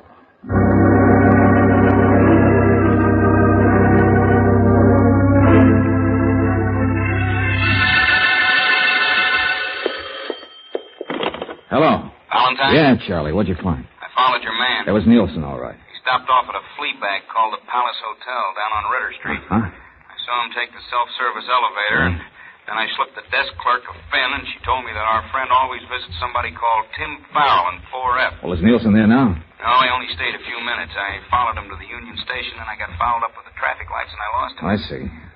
Well, that's about it, Valentine. Okay, thanks a lot, Charlie. Sorry to put you to the trouble, but I was, indisposed. See you in the morning.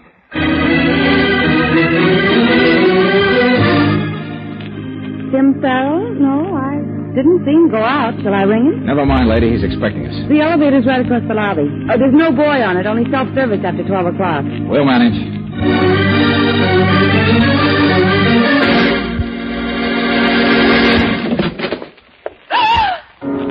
Easy, Brooksy. Oh! This lets Tim Farrell out as a source of information. Oh, George, let's get out of here. Yeah. Walt didn't do a very neat job. But you can't say he wasn't there.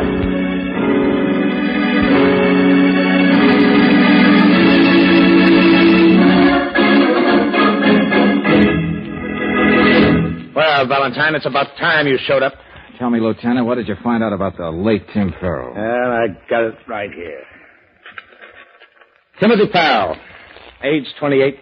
Crimes include illegal entry, assault, armed robbery, et cetera, et cetera. Committed to Dannemora State Penitentiary January 4, 1945, and so on, so on. In other words, just a cheap crook. Yes, but this is the payoff. Lately, he's been teaming up with Walt Nielsen. Huh?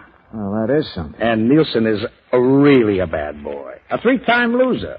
One more arrest, and he'd have to collect his old age pension in jail. So that's what it was, then. That's why I'd have none of the police. Yeah, so now it lines up like this. They have a fight, and Tim tries to slip his pal a Mickey Finn that works for keeps. Before leaving town, Walt drops by the Palace Hotel and slits Timothy's throat. It could be. And just where does that leave Arnold Kyle? Well, right where he is. Why? Well, at least until we pick up Nielsen. After he talks, then our saintly hero can go home to his wife. Oh, hold on a second. Hello? Yeah, let's have it, Thompson. Huh? What? Yes. Okay. Well, what is it, Ron? Oh, of all the things that have happened. Now, this. What is this? Where's this case going to wind up? Now it's Walt Nielsen. They found him. Oh, what's the matter with that? Where is he? They found him last night on the railroad tracks. He either jumped or was pushed off the Garland Street Bridge. Jeez. Then the train got him. The 1140 Coastliner.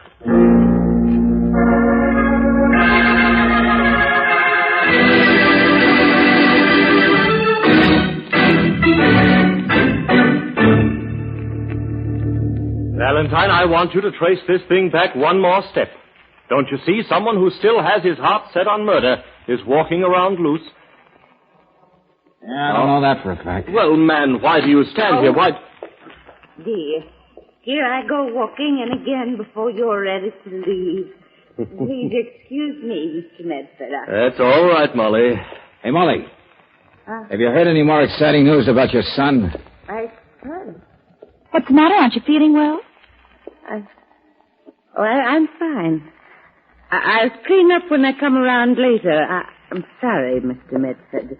Excuse me. About my son, mister. I can tell you he's better off now than he ever was.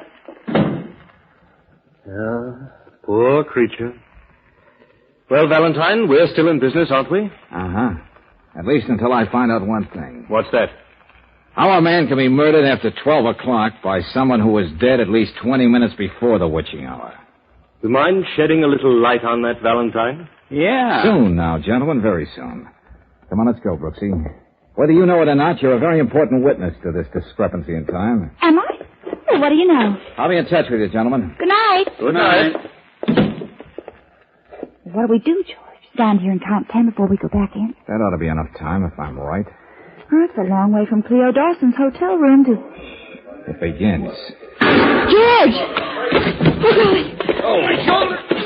He shot me! I'll take that, Medford. Oh, but listen, Valentine. Don't you stand there. Give me a doctor. Brooksy, help me get Charlie on a Yeah, couch. George, Just as soon as you and Miss Brooks left, he came at me with a lot of wild talk. I just got the gun out of the desk drawer, but I didn't shoot him. What are you talking about? You'll see when they get the bullet out of him. The shot came through the French doors on the balcony. Where does that balcony lead? It goes right around the building. I just thought of something. Brooksy. Yeah. Call Lieutenant Riley and tell him what happened. Medford and I'll be right back. Okay.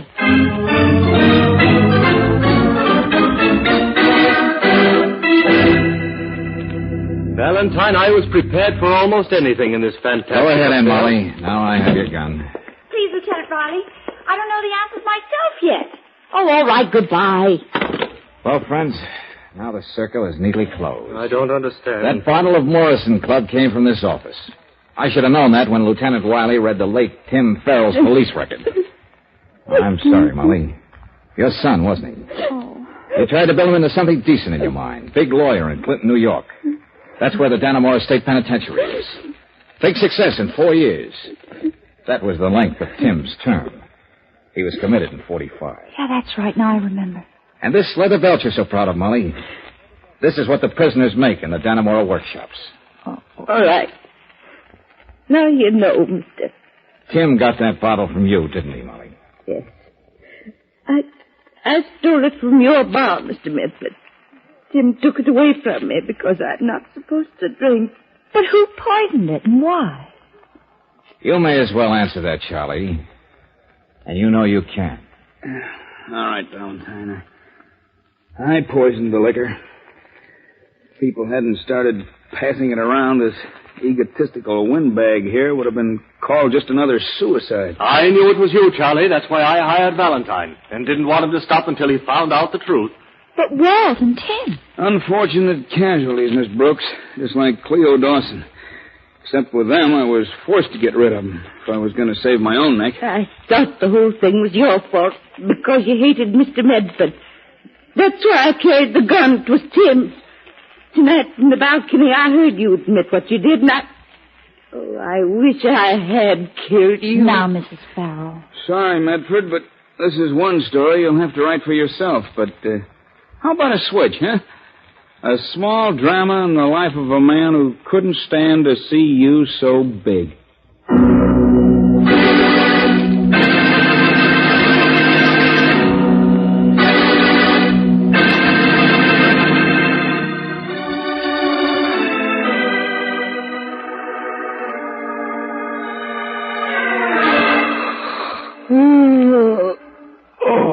Oh, you don't know what a relief it was to send Arnold Kyle home to his ever-loving wife. Yeah, I can imagine, Lieutenant. You know, the public ought to know more about this sentimental streak in our police officers. Well, it's a fact. That guy was beginning to gnaw on my conscience. I couldn't sleep. I walked up and down all night, and Mrs. Riley thought I was going crazy. George, I'm still not quite sure about what you meant by discrepancy in time. Well, Charlie Drake understood. That's why he went after Medford the moment we left the room. If he was going to get caught, at least he was going to finish what he started. Well, I know Walt Nielsen was hit by the 1140 coastliner, but... But Charlie told me on the phone that he saw Walt use the self-service elevator at the Palace Hotel. And you'll remember the clerk said it became self-service only after midnight. Oh, yeah, that's right. Charlie Drake pushed Walt off the bridge, then came back and killed Tim Farrell. Because he had to use the self-service elevator, he took it for granted that's the way it worked all the time. Isn't George positively brilliant, Lieutenant? Oh, fine. Back to normal again. Now it's Mrs. Riley's turn to stay awake all night.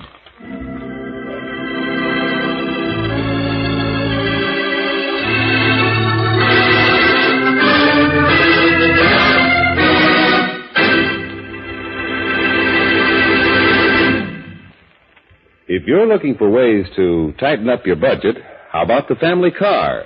Particularly the care of your car's engine.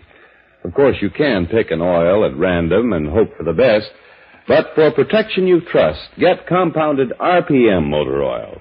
It's as plain as the nose on anybody's face that a clean engine is going to run longer with less wear and fewer repair bills than a dirty one. And keeping your car's motor clean by fighting off carbon deposits is just one of the money-saving jobs done by this premium quality motor oil. RPM also rust-proofs as it lubricates internal engine parts, prevents corrosion, and sticks to hot spots left bare by ordinary oils. No wonder, for economy's sake, RPM motor oil is first choice in the West. To make things easier for your car and your pocketbook, get RPM tomorrow. You can get it at standard stations and at independent Chevron gas stations where they say and mean, we take better care of your car.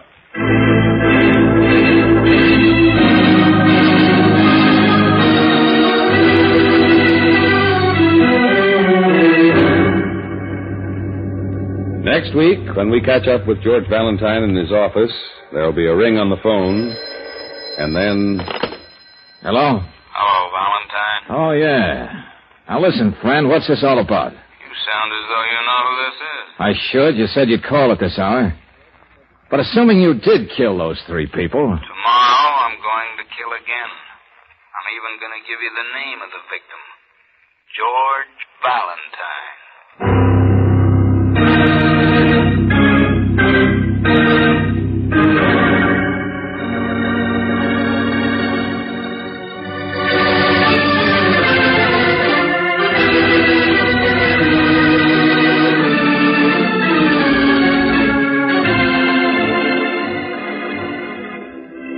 Tonight's adventure of George Valentine has been brought to you by Standard of California on behalf of independent Chevron gas stations and Standard stations throughout the West. Let George Do It stars Robert Bailey as George with Francis Robinson as Brooksy. Wally Mayer appears as Lieutenant Riley. Tonight's story was written by David Victor and Herbert Little, Jr. and directed by Don Clark. Also heard in the cast were Byron Kane as Kyle, Larry Dobkin as Medford, Herbert Vigran as Drake, and Virginia Gregg as Molly. The music is composed and presented by Eddie Dunstetter. Your announcer, John Heaston. Listen again next week, same time, same station, to Let George Do It. This is the Mutual Don Lee Broadcasting System.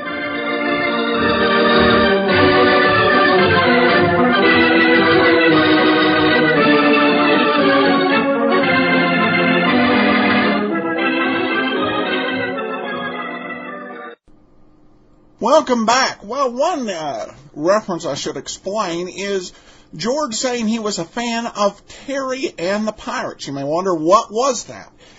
It was actually a long-running adventure serial that went off the air. Was a juvenile series, actually,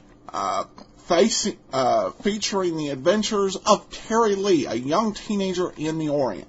And there are about 100 episodes floating around there, but that's the show. And another radio show mentioned is just the main plot of the guy who ends up paying Valentine. There were shows that did tell kind of real life dramas that happened to ordinary people. One example of this was a Front Page Drama. Overall, it was a pretty good episode. The premise was fascinating, I thought, and I think they might have even been able to do more of it had they had more time. This is the type of plot I would love to have seen done over 2 or 3 episodes. Over on Facebook, David points out, he says, Adam, when you talked about Carlton E. Morse, you left out his most famous series, One Man's Family. Not at all a detective show, but it was his primary claim to fame. It's a little like talking about George Patton, the Olympic athlete, and leaving out his later work with tanks. Well, thank you.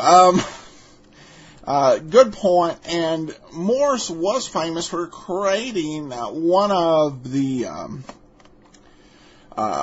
original soap operas, One Man's Family. And it was the longest running continuous show on radio, continuing with daily episodes for 27 years.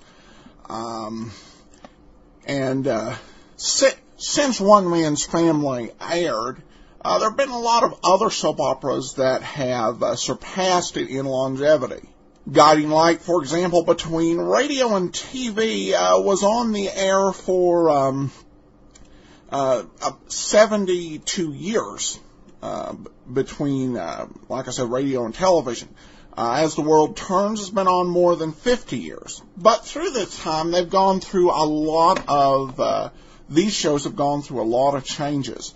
What I think made One Man's Family so noteworthy was Morris wrote these stories. He kept all these characters and storylines and lives straight for 27 years. And it is a really popular episode. It's kind of hard to come by. Whenever you're dealing with soap operas, the big problem you run into is the episodes build on one another. And it may not be a big deal if you say you've got Life with Luigi, a comedy, or you have a detective show where you're missing a few episodes. But from most soap shows, they really have got wide gaps in the stories. I think that the best estimate I've found for the 27 years of One Man's Family in terms of circulating episodes is about 379, which sounds like a lot, but it's only about 14 episodes a year. And one thing I also found out, researching this a little bit, there were actually foreign versions done of the show, so I guess it started a bit of a worldwide phenomenon. Got a note here from Chris regarding Candy vs. Nero. I just wanted to let you know that I purposely left out my vote for what show you do after Box 13 for my vote on Podcast Alley. To me, you can do whatever you wish. I do not know old-time radio as well as you do, so I will let others vote. I will listen regardless of what is decided. Thank you for all of your hard work. Well, thanks so much. All right, well, we have actually a voicemail. We're going to play that after the show. I know we went a little long yesterday talking about the death of Jackson Gillis. But before we do get into today's show, I do want to let you know about our sponsor. It can be a challenge to grow your business. It seems there are a never-ending list of activities that eat into your limited time. That's why I'm so glad to tell you about GoToMeeting. Because GoToMeeting allows you to do more with the time you have, whether it saves you a plane trip to California or a car trip across town. GoToMeeting saves you time on travel. It can also give you greater flexibility in your scheduling. With GoToMeeting, you can meet with a client in Peoria and then immediately afterwards be able to connect with vendors in Albuquerque through the convenience of GoToMeeting web conferencing. Listeners to the Great Detectives of Old Time Radio can try GoToMeeting free for 45 days. For this special offer, visit GoToMeeting.com/podcast. That's GoToMeeting.com/podcast. This episode, Sherlock Holmes, is another one where they follow up on one of the original canon stories. So you're going to enjoy it, I'm sure. This is The Submarine Caves here on the Great Detectives of Old Time Radio. Petri Wine brings you Basil Rathbone and Nigel Bruce in the new adventures of Sherlock Holmes.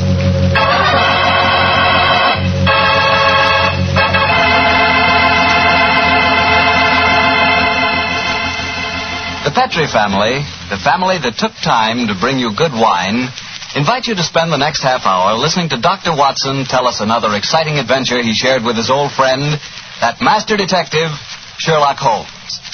And I'd like to tell you about something you ought to share with your family before dinner. And that's Petri California's Sherry. Because Petri Sherry can make that time before dinner a high spot in your day. That Petri Sherry is a truly fine wine. Its color is a deep amber, rich and inviting. And the wine is wonderfully smooth and full-bodied. Flavor, just swell. Honestly, I mean it when I say the best beginning a good meal ever had is a glass of Petri Sherry. Oh, and look, if some of your family like their sherry dry, not sweet, they'll really like Petri Pale Dry Sherry. So to be sure you please everyone, don't buy one, buy two. Buy the regular Petri Sherry and Petri Pale Dry Sherry. And be sure you look for those letters P-E-T-R-I, because they spell the proudest name in the history of American wines, Petri.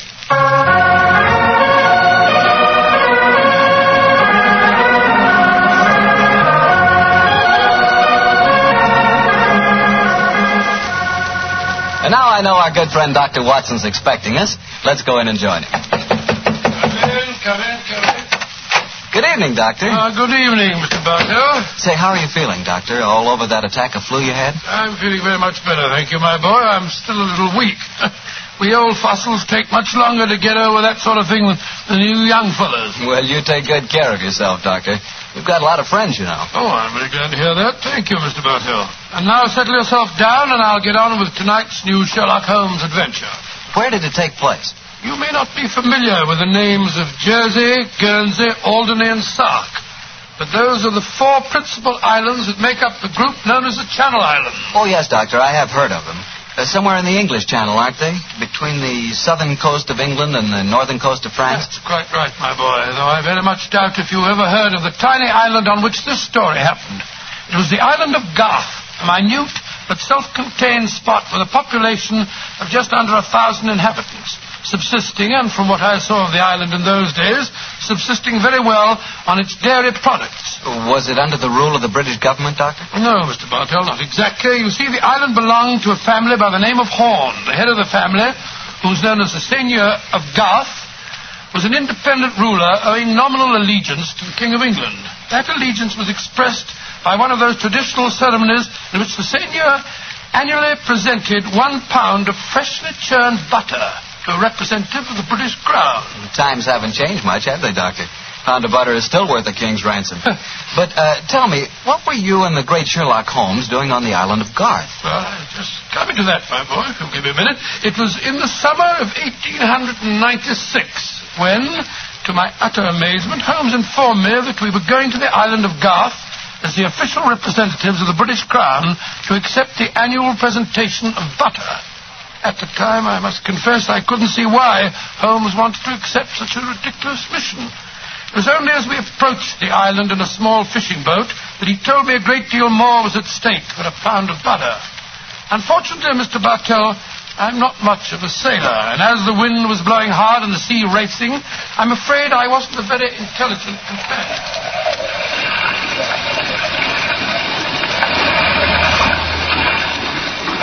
luck, Watson. We'll soon be there. I hope so. I feel wretched, Holmes. I must say the whole trip seems utterly ridiculous to me.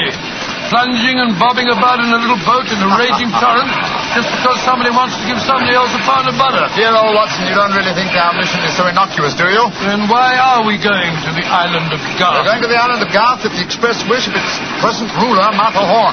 Martha Horn? I never heard of her. She's an extremely spirited old lady. And the only woman who dared tell a certain resident of Windsor Castle that she looked devilishly dowdy for an empress. Great Scott, you mean that I mean, Watson, that Martha Horn's behests are not lightly disregarded.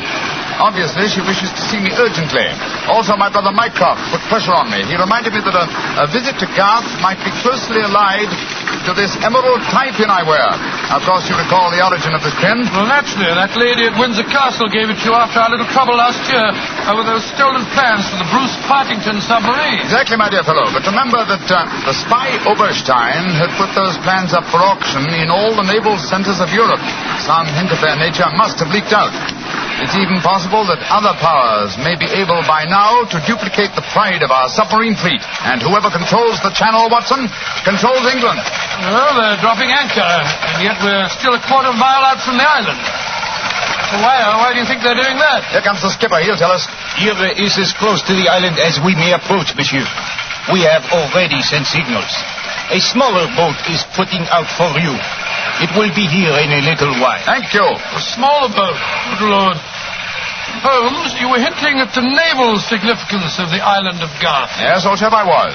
Well, what good would it be as a port if even a small boat like this can only come within half a mile of it? For a surface vessel, no. But we were speaking of submarines. Garth, I learned from the encyclopedia, boasts a magnificent interior cavern accessible only through underwater channels. Great Scott, an ideal natural harbor and dry dock for a submarine fleet. Precisely. And on the control of the island of Garth, Watson, may well rest the fate of the British Isles. Now, old chap, perhaps you see why Mycroft was so anxious for us to collect a pound of butter.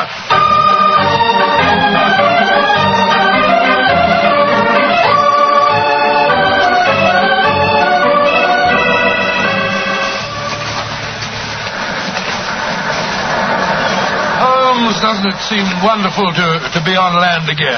First the fishing smack, and then that wretched little rowing boat. Then the bucket swinging us up the face of the cliff. Now at last I can stretch my legs. Steady, old chap, steady. Let me give you a hand. You'll soon get your land legs back again. Thank you. I'm a bit shaky, I must confess. Hello? Who's that couple walking towards us? Our welcoming committee, no doubt. How do you do? Mr. Sherlock Holmes and Dr. Watson. Permit me to present myself. I am Dr. Hugo Oberwald. How do you do, sir? How do you do, Doctor? And this is Mrs. Reeves, the housekeeper at Horn Castle, where you will be staying. How do you do? How do you do, Mrs. Reeves? Welcome to the island of Garth, gentlemen. We were deputed to come and greet you and take you back to the castle. We can walk there across the cliff tops. It isn't very far. Splendid. I think my friend will appreciate traveling on terra firma once again. Dear me, Herr Doctor. You are not a good sailor, perhaps? No, perhaps about it, sir. I had a miserable crossing. I am sorry to hear it. I trust your short stay at the castle will be some recompense for the journey. The formal presentation of the butter will take place tonight. There will be no reason why you gentlemen cannot return to the mainland tomorrow. Oh, thank you, Mrs. Reeves, but it's more than likely that we shall stay on for a few days. Oh, it will be quite unnecessary. I'm afraid that is a matter for Mrs. Horn and ourselves to decide. I'm afraid that Mrs. Horn is incapable of making any further decisions. Oh, what do you mean, madam? Obviously you have not heard, but the news is slow in reaching the mainland. Mrs. Horn died yesterday. Died? Good Lord, a natural death, I suppose. But, of course... I attended her myself, a simple case of heart failure. The poor lady died in her sleep. Shall we begin our walk to the castle? By Jove, Holmes, this changes things. You suppose it was a natural death? I suppose nothing, old fellow. But in almost 20 years of practice, I can recall precisely 3 clients, actual or potential, who died natural deaths. Come on, let's follow them.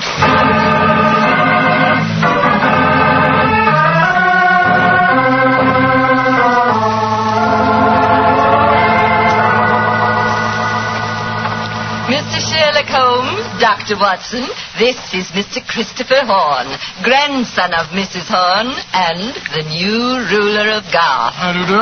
Hello. How do you do, sir? So nice of you fellows to come over here. Too bad you had to arrive just as the poor old gal kicked the bucket, though. Allow me to offer my condolences on your grandmother's death, sir. Yes, indeed, Mr. Holmes. Thank you. It was a ghastly business. I found her, you know. Christopher. Frightful sight. There was an awful silly grin on the old dear's face, and...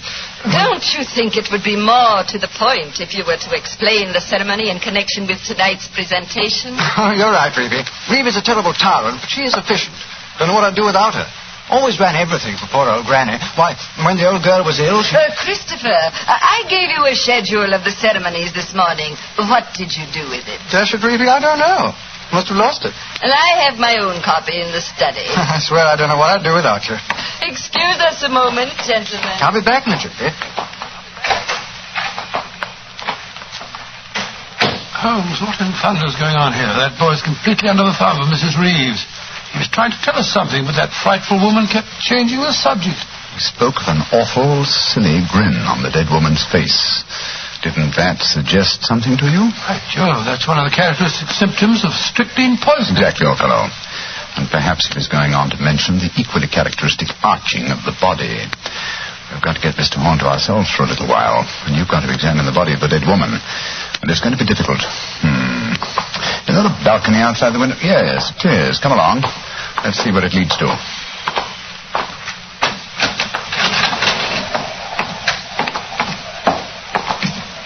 The balcony seems to lead right round this particular wing of the castle. Must have served as a lookout in the olden days. I wish the balcony were a little wider. Must be a sheer drop of a couple of 100 feet down to the rocks below. Yeah. Hello. These must be the windows of the room adjoining the one we just came out of. Let's go a little closer, shall we? We may be able to find out something. Can you see anything? Yes. They're in there. Mrs. Reeves and the boy. She's leaving the room. Now's our opportunity. I'll tap on the window.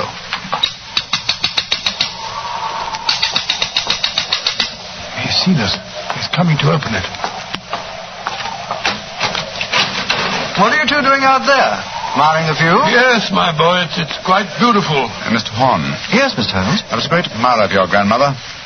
I was interested in what you were telling me of her death. She had a grin on her face, you said. Yes, it was awful. Her body was all hunched up like a croquet hoop. Really? Of course, Dr. Oberwald said it was perfectly all right, but I must say it seemed dashed odd to me. Yes, it was far from all right, I assure you. And you started to say something else. What was it? Let me see. You said, when she was ill... Oh, yes, that was a silly business. When she was ill, she thought she was in danger from poisoning, so she made Mrs. Reeves taste all her food and drink. Did she really? Where is your grandmother's body now? In the West Wing. The funeral's to be tomorrow morning. I see. Where did Mrs. Reeves go? I'm here on the balcony behind you, gentlemen, listening to your conversation with the greatest interest. Christopher, let me warn you. These men are the emissaries of the British government. They would stop at nothing to take the island over. These men are trying to influence you against me, against Reeve, who has looked after you ever since you were born, and who tries to protect you now that your grandmother has gone and you are alone. Yes, I know, Reeve, but after all... It is your pride as the head of the Horn family, the Seigneur of Garth. The Garth that I'm trying to save for you. This man is completely unscrupulous. He was about to accuse me of murder. Weren't you, Mr. Sherlock Holmes? The thought had occurred to me, Mrs. Reeves. Of course it had. Because you wished to poison Christopher's mind against me. Well, Mr. Holmes, we have no police on the island of Garth. Our only law is the word of the Seigneur. And Christopher now holds that title.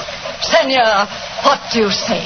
Will you allow an Englishman to blind you by accusing me of being a murderess? Mr. Holmes, Dr. Watson, I shall meet you at the ceremony tonight. Beyond that, I don't care to speak to you again. Good day. A shame to spoil your plans, isn't it, Mr. Holmes? Well, on the soul. Magnificent, Watson. Magnificent. A murderess who seeks to defeat me by accusing herself. Superb. It's a new game, my dear fellow, and one that must be played to a finish.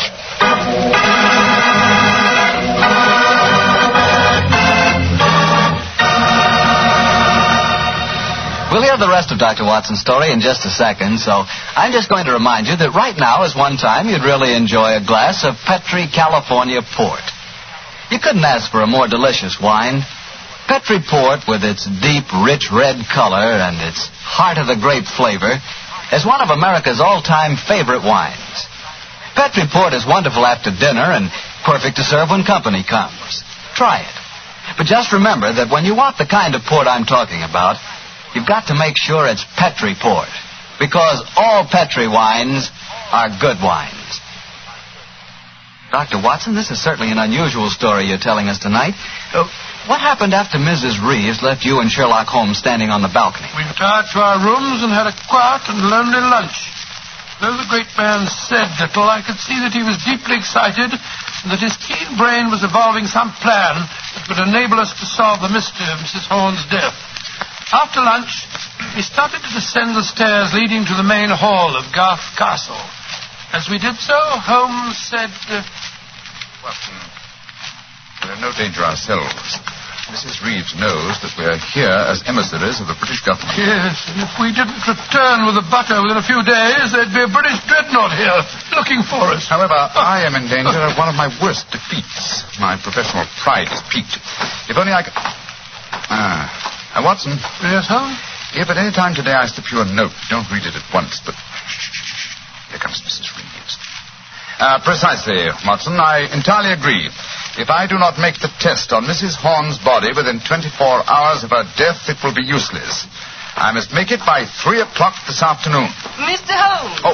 Oh, yes, Mrs. Reeves. I want to apologize for my behavior before lunch. I was intolerably rude. Oh, please, no. Whatever my quarrels may be with British politics, I at least owe to both of you the duties of hospitality. That's very gracious of you, Mrs. Reeves. I wonder, would your hospitality also include a personally conducted tour of the subterranean caverns for which this island has become internationally famous? Would they really interest you? Well, I'm afraid that my friend and I won't have the time. Oh, yes, not at all, Watson, not at all. We have plenty of time, as long as we're back here by 3 o'clock. I'm sure Dr. Oberwald would be delighted to join us. He has made quite a study of the unique rock formation. Oh, that's splendid. It should prove a most interesting excursion. But, Holmes, why do we want to go stomping around a lot of damp and smelly cave? Well, the exercise will do us good, old fellow. Will you lead the way, Mrs. Reeves? And please remember that it's most important that I return here... I remember, Mr. Holmes. You must be back here by 3 o'clock.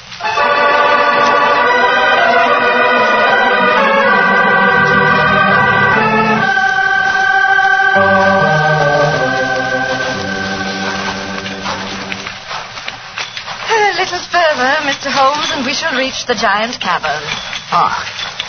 Most interesting. Watson and Dr. Oberwald seem to have lagged behind us somewhat. They will be here in a moment.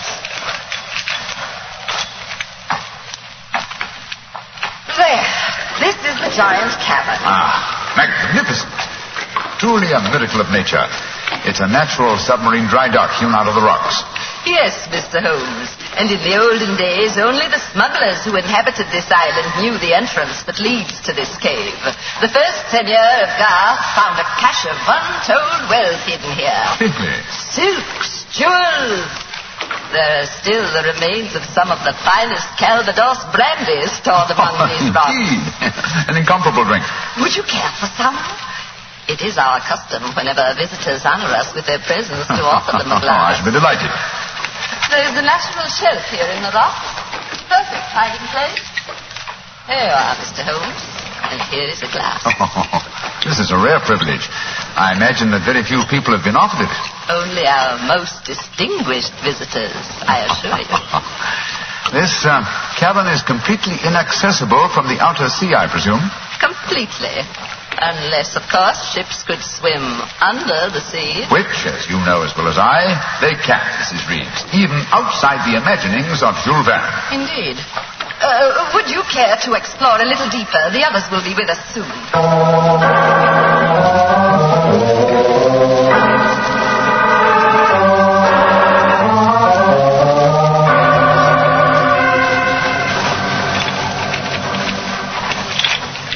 Dr. Oberwald, the others seem to be some way ahead of us. Yes, they do, don't they, Doctor? Holmes? Holmes, where are you? Dear me, I'm afraid we cannot follow them. Huh? What do you mean? The next cavern is already cut off by the rising tide. Which cut you mean that they're cut off? I am afraid so. But do not worry here, Doctor.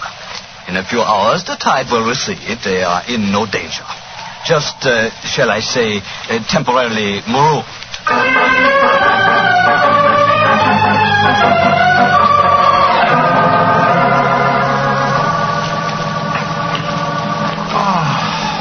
I can't understand it. I'm getting confoundedly sleepy. I'm so sorry.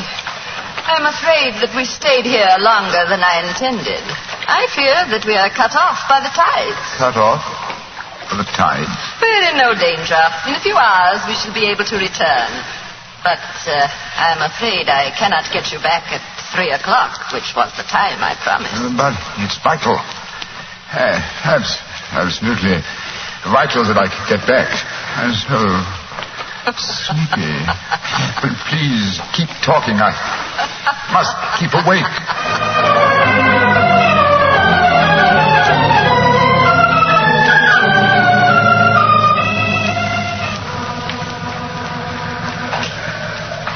Dr. Oberl, I must get to Sherlock Holmes at once. I am sorry, Doctor, but we are not able to control the forces of nature. We cannot force the water to recede. Your friend is in no danger. No, but he's got a most important test he must make by 3 o'clock. I am afraid that will be impossible. I've got to do something. I should have come to these blasted caves in the first place. I don't know what on earth I ought to do. By Jove, that note that Holmes gave me. He told me to open it if... where did I put it? Ah, here it is. A note from Mr. Sherlock Holmes, eh? Vital that you make medical test. Great Scott, Dr. Overall, it's absolutely necessary for me to return to the castle at once. Indeed. A note from Mr. Sherlock Holmes, and now it is most important that you return to the castle. No, my fine English friend. I am afraid I cannot allow you to. Oh, I don't know how you propose to stop me, sir. You see this revolver? And do you see this stick? I warn you, Herr Doctor. Oh, no, you don't. I'm sorry you can't hear me, Dr. Overville, but when Sherlock Holmes gives me orders, I carry them out.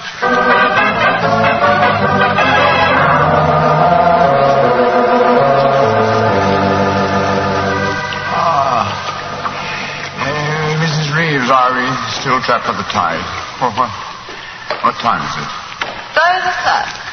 I'm afraid that you will be a trifle late for your important appointment. What a pity. You deliberately trapped me here. You drugged the brandy and kept me a prisoner. Did I? Now, why should I do that, Mr. Holmes? Because you're greedy for power. That's obvious in your domination of that pleasant though weak young man who is now Senor of Garth. I'm sure your beliefs would find support in certain ideologies now arising in Germany. Your choice of a German doctor as an accomplice in your plans would support that theory. And what might my plans be? I should say that you're determined to give Garth as a submarine base to Germany. With this island in their power, they could control the channel. Very interesting. And I suppose, as well as being a spy, I'm responsible for Mrs. Horn's murder? You and Dr. Oberval between you. She was too strong for you. You had to get her out of the way. You probably made subtle attempts on her life at first, the origin of which you did not realize, but which caused her eventually to send for me. My arrival forced your hand, and so you and Dr. Oberval resorted to the quite unsubtle expedient of poisoning her. All pure supposition, Mr. Holmes. The only law on this island is Christopher Horn. Do you suppose he'll believe you? No, I suppose he won't. You've outwitted me, Mrs. Reeves. I walked into your trap just as you intended me to. Then in that case, you may collect your pound of butter tonight and return to the mainland tomorrow. Mrs. Reeves, how much longer do we have to wait for the tide before we can make our way back to the castle? We can leave now. We could have left at any time. There's another secret entrance that is above the tide level. I merely had to make you overstay the hour of your test. I could not risk Christopher's seeing definite proof. Come now. I shall lead you back. You fool.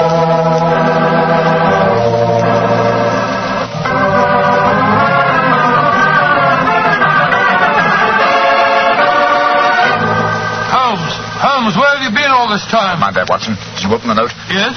Followed my instructions? Yes, it was, as you suspected. Thank heaven, old chap.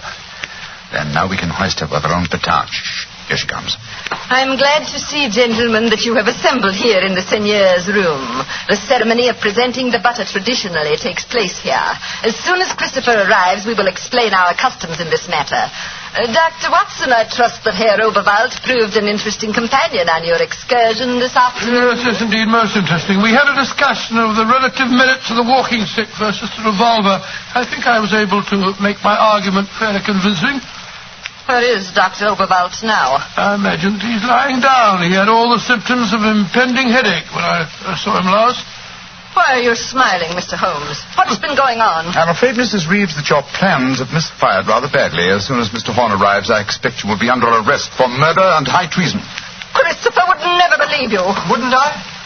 Mrs. Reeves, you poisoned my grandmother. Christopher, what lies have these men been telling you? You're the one that's been telling me lies. I believed you when you said you'd been tasting the old lady's food.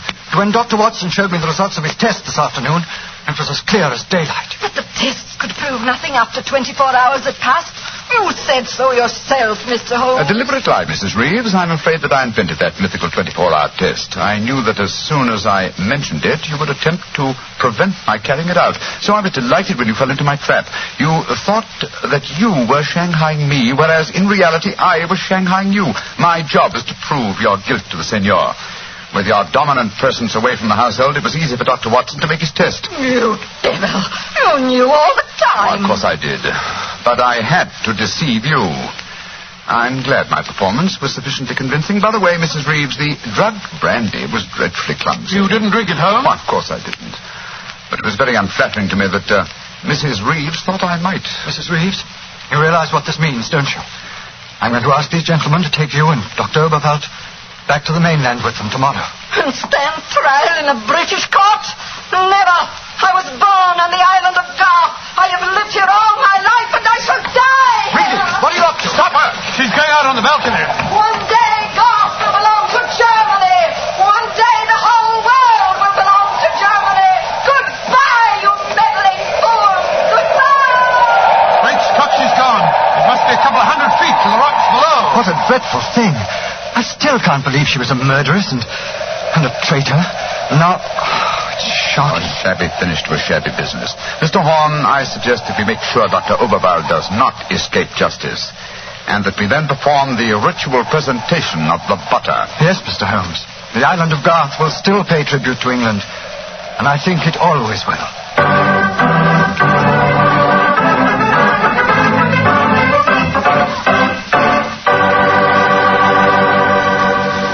Doctor, that was some story. So Germany didn't get the island of Garth after all. No, Mr. Bartell. In fact, in after years, the island proved to be an invaluable submarine base for England. Say, what about the pound of butter? Did Holmes get it? Oh, yes. But why are you so interested in the butter? Are you kidding? In our house, butter is our second most favorite topic of conversation. Your second most favorite? Well, what's your favorite topic of conversation? Remember, you asked me.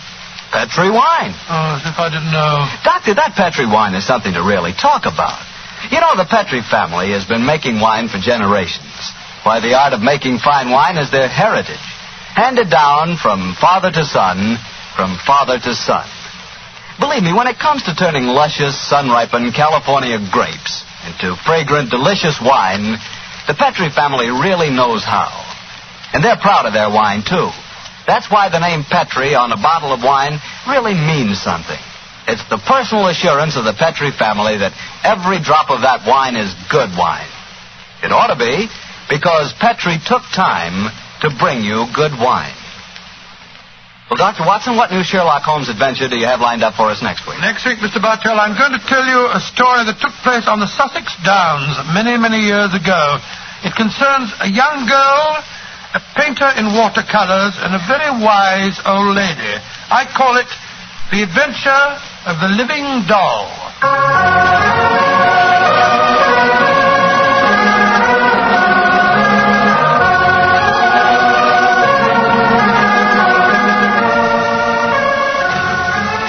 Tonight's Sherlock Holmes adventure was written by Dennis Green and Anthony Boucher and was suggested by an incident in the Sir Arthur Conan Doyle story, The Adventure of the Bruce Partington Plans.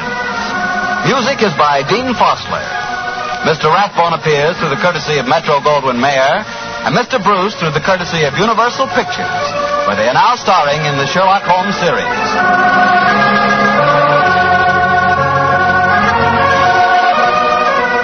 The Petri Wine Company of San Francisco, California, invite you to tune in again next week, same time, same station. Sherlock Holmes comes to you from our Hollywood studios.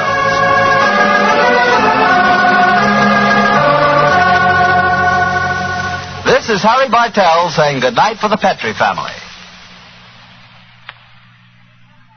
For a solid hour of exciting mystery dramas, listen every Monday on most of these same stations at 8 o'clock to Michael Shayne, followed immediately by Sherlock Holmes. This is the Mutual Broadcasting System. Welcome back. Well, this episode, the sound quality wasn't the greatest. It was passable, but the episode itself, this has got to be one of the top 3 or 4 Sherlock Holmes episodes I've heard. First of all, you have, people always say that the Nigel Bruce portrayal of Dr. Watson has him as some kind of incompetent bumbler. Well, certainly wasn't incompetent in this episode. And I loved his whole joking about having knocked out the German doctor. And the way Holmes played the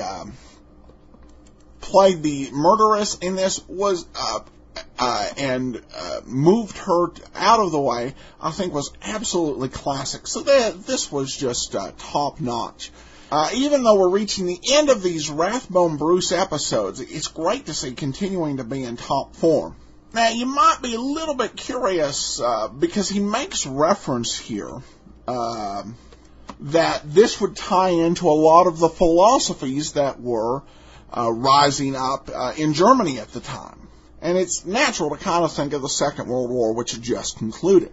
But here, given the time frame that the story was set in, I think he was dealing with what he was referring to in terms of the philosophy that was on the rise was the philosophies of Friedrich Nietzsche, who actually would be one of the people who were influential on Hitler. But what a great episode. Love this one. It's fantastic.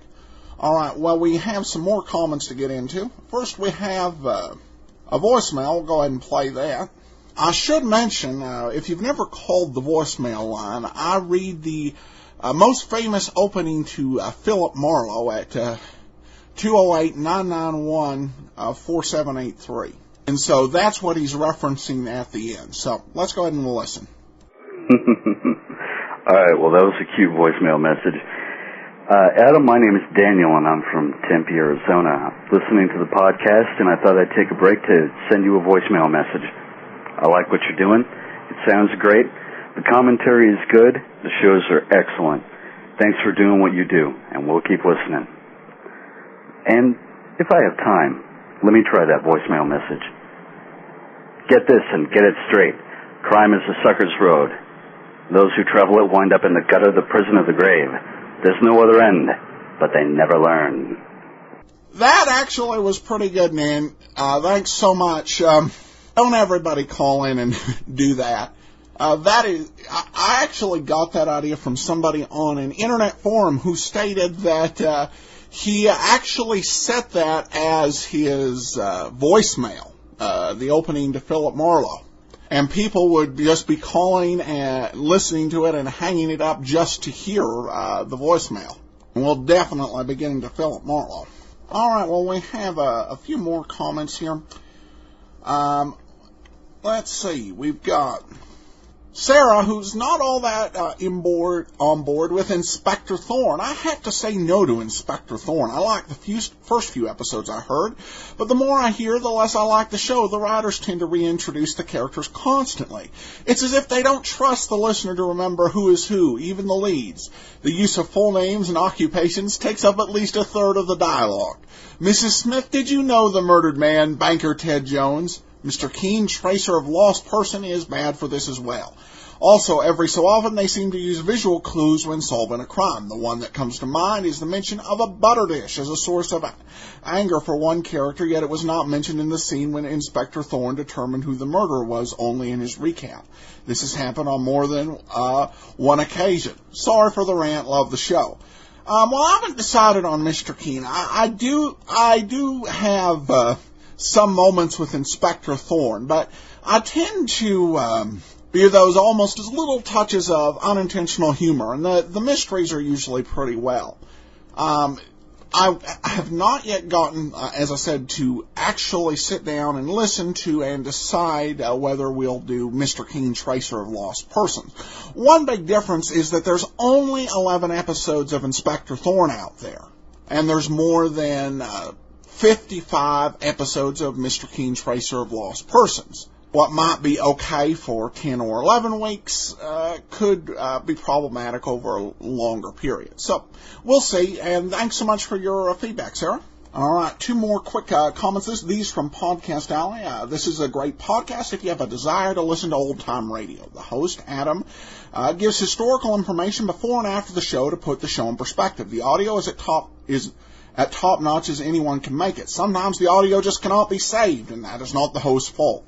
I gave many old-time radio podcasts a try before I found this one. Trust me, worth every second. Highly recommend it. And then we have this one from David, who writes on Podcast Alley, Adam, I just wanted to say thank you again for all you do. You have turned me on to the whole new genre for me. I'm now reading crime noir novels, watching noir films, and of course listening to The Great Detectives and to Dragnet. I'm a police detective, so these shows are not only entertaining but fascinating to me. I love to compare the differences and similarities between law enforcement then and now. Once again, thank you, best David Benjamin. And thanks for what you do in law enforcement, David. All right, well, that'll wrap it up for today. Well, before we get into today's episode of Yours Truly, Johnny Dollar, I want to let you know about our sponsor. The GoToMeeting conferencing service that's offered by our sponsors is designed for bottom-line folks who want to make the most of their time, don't want to compromise the security of their business, and want an affordable service. So what's the bottom line on GoToMeeting? Is it safe? Yes, it has the high standard of security right down to the user interface. Is it affordable? Absolutely. You get unlimited meetings for $49 a month, and that includes free voice IP and phone conferencing. Will it save you time? Judge for yourself. Listeners to the Great Detectives of Old Time Radio can get a 45-day free trial of GoToMeeting. For this special offer, visit gotomeeting.com/podcast. That's gotomeeting.com/podcast. Now let's get into today's episode, The Barbara James Matter. Wrigley's Spearmint Chewing Gum, the refreshing, delicious treat that gives you chewing enjoyment, presents for your listening enjoyment Edmund O'Brien as Johnny Dollar. Frank Gaber at Monarch Life, Johnny. You free for about a week?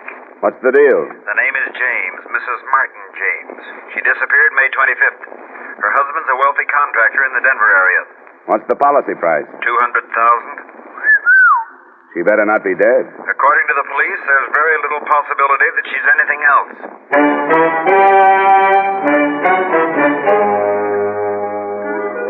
The makers of Wrigley's Spearmint Chewing Gum bring you Edmund O'Brien in another adventure of the man with the action-packed expense account. America's fabulous freelance insurance investigator. Yours truly, Johnny Dollar.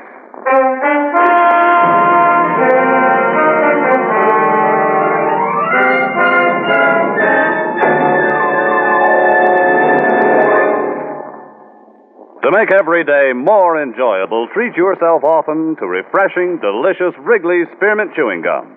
Here's a taste treat you can enjoy indoors, outdoors, at work, or at play. The cool, long-lasting mint flavor refreshes you. The smooth, steady chewing helps keep you fresh and alert. Adds enjoyment to whatever you're doing. Wrigley's Spearmint Chewing Gum. Healthful, refreshing, delicious.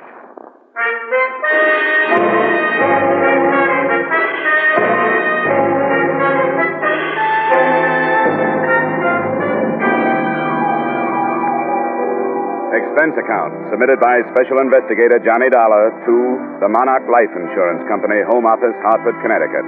Attention, Mr. Frank Gaber. The following is an accounting of my expenditures during investigation of the Barbara James matter. Expense account item 1, $73.87, transportation to Denver, Colorado. Expense account item 2, $2.30, taxi fare from airport to police headquarters, where I spent a few minutes getting myself up to date. Detective Lieutenant Harrison locked his hands in back of his head, leaned back in a swivel chair, and filled me in on the meager facts. And a swimming pool. He must have loved her. Well, he could afford it. And tennis courts, anything to hang on to her. See, Dollar, he's one of these silly old fools dreaming of a sparkling youth. What about his wife? She was 28. I got a picture of her here. Now, would somebody like this be interested in a 50-year-old baldy with a paunch? For money? She was, originally. When she got all the money she wanted, she started cavorting. It's my guess that's what happened. Oh, what am I saying, my guess? That's what did happen. Up till the time she disappeared, anyhow. Married long? 3 years. No children. Her first husband was under contract to one of the movie studios. He lost his contract, went to New York to starve a while, found he had no wife when he got back to Hollywood. Don't tell me. James met his wife in Reno. Reno it was. He had just let go of something his own age. Wanted a little romance before he died. 6 weeks ago, he called up the department and said she was missing. In the last 6 weeks, he's aged 10 years. Looks like a very unhealthy 60 now.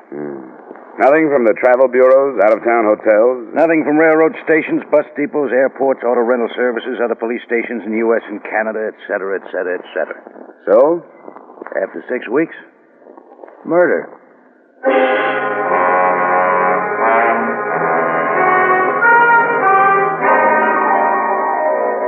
Expense account item 3, $1.50 taxi fare to the lush mansion of Mr. Martin James. On the way over, partly for pleasure, partly for business, I studied the glamour photo of the missing girl. She was standing beside a swimming pool in a bathing suit, smiling at whoever was taking the picture. She was quite a girl. The James place was a colonial-style museum piece up on a hill overlooking the city. A pretty young thing in a nurse's uniform met me at the door, took my name, and disappeared behind 2 high oak doors. In a moment, she was back. She ushered me into Mr. Martin James. Mr. James looked very old. His legs were wrapped in a patch quilt. One hand clutched the collar of his bathrobe about his throat. The other hand held a glass of milk. How do you do? Sit down, won't you? Oh, thank you, Martha. That'll be all. I know your suspicions, Mr. Dollar, and my answer is no. I'm not at all sure she hasn't run off with a younger man. But all the ticket officers show... She'd use another name. Very possibly. You see, Mr. Dollar, Barbara married me for my money. I married her for her youth and her beauty. It was a decent enough arrangement until she became dissatisfied. Yes, I suppose I was a fool. Then you think she left you? If I ever allowed myself to really believe that, I wouldn't want to live. I can stand the news that she's ill, oh yes, or even that she's dead, but not that she's left me. And I sit here day after day telling myself that maybe, in a small way, she loved me. And what do you think did happen to her? I don't know, but she would have sent me some notification, postcard, anything. You know, there was a strain of sweetness in her. She found it very difficult to be unkind. Oh, she had a conscience, Mr. Dollar. Tell me, how did you discover she was missing? Well, I came home one night. She said she was going out. We had a quarrel. It was the only time I ever raised my voice to her. She stormed out of the house, didn't even take any of her things. You know any of her close friends who've left town? No, I don't. But, of course, I didn't know all of her close friends. I suppose not. Well, Mr. James, can you suggest any of her friends that I might start with? No, Mr. Dollar. Although I suppose Bennett would be as good as any. Who's Bennett? Oh, he runs the Yellow Bird Cafe, a nightclub downtown. I always had the idea he was number 1 on the list. The Yellow Bird Cafe. Well, thanks, Mr. James. If I hear anything new, I'll let you know. Thank you, Mr. Dollar. Oh, one more thing. Yes? If you find her, and she did leave me, tell her she needn't come back.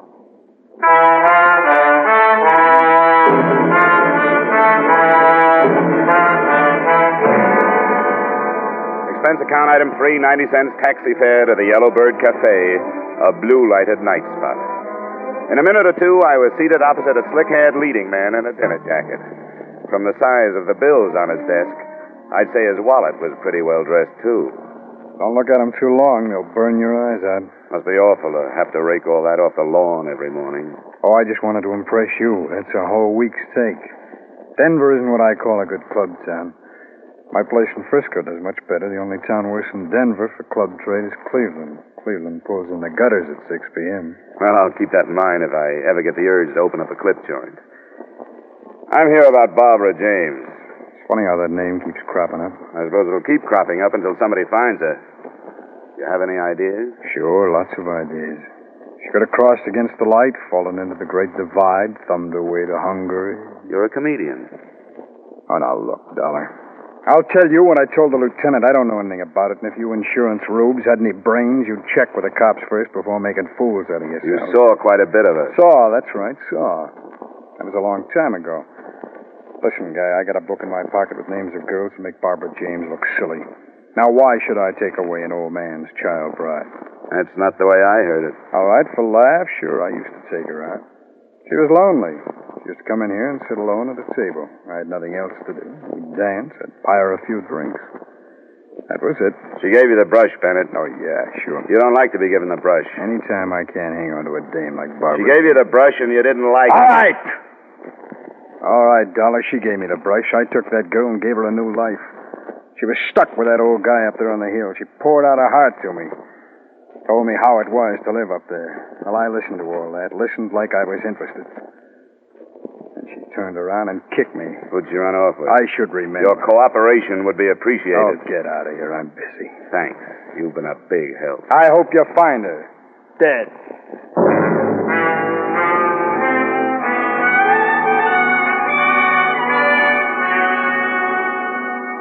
Expense account item 4, $3 for 2 drinks, 1 for me, 1 for the young lady I dragged away from the dice table.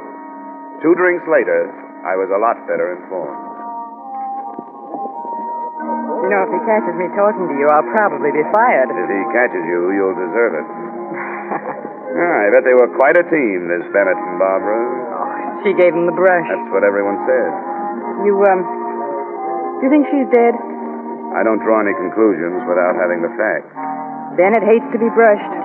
So do I. Bennett started this place on money he borrowed from James. Now, that's a new thought. Mm-hmm. Here's another. Barbara James's first husband is in town. I didn't catch the name? Fred Fogel. Another leading man. Another leading man. Yeah, I think that's worth another drink. Uh-oh. Here comes Bennett. Say, where's this Vogel staying? The Parksons. Goodbye now. Well, I see you're pumping the help. Oh, just browsing. Browse elsewhere, huh? Right. Well, it's been swell. Wait a minute, Dollar. What did she tell you? We discussed baseball. Come on, sit down, Dollar. Make up your mind. All right, sit down. Sure. Look, Dollar, I don't know where Barbara James is, and for all I care, she's at the bottom of the ocean, but there are a few things that have nothing to do with this case, which I would hate to have circulated around. Every man has personal matters. I'm glad you recognize it. Now, come on, what did she tell you? You didn't tell me Vogel was in town. Is he? What's he doing here? How should I know? All right, Bennett, forget it. But listen, this girl, this Dice girl, I don't go firing her or anything. I appreciate your interest in her welfare, Dollar, but I keep her for all the things she doesn't say. Finish your drink, Dollar. Ice is melting.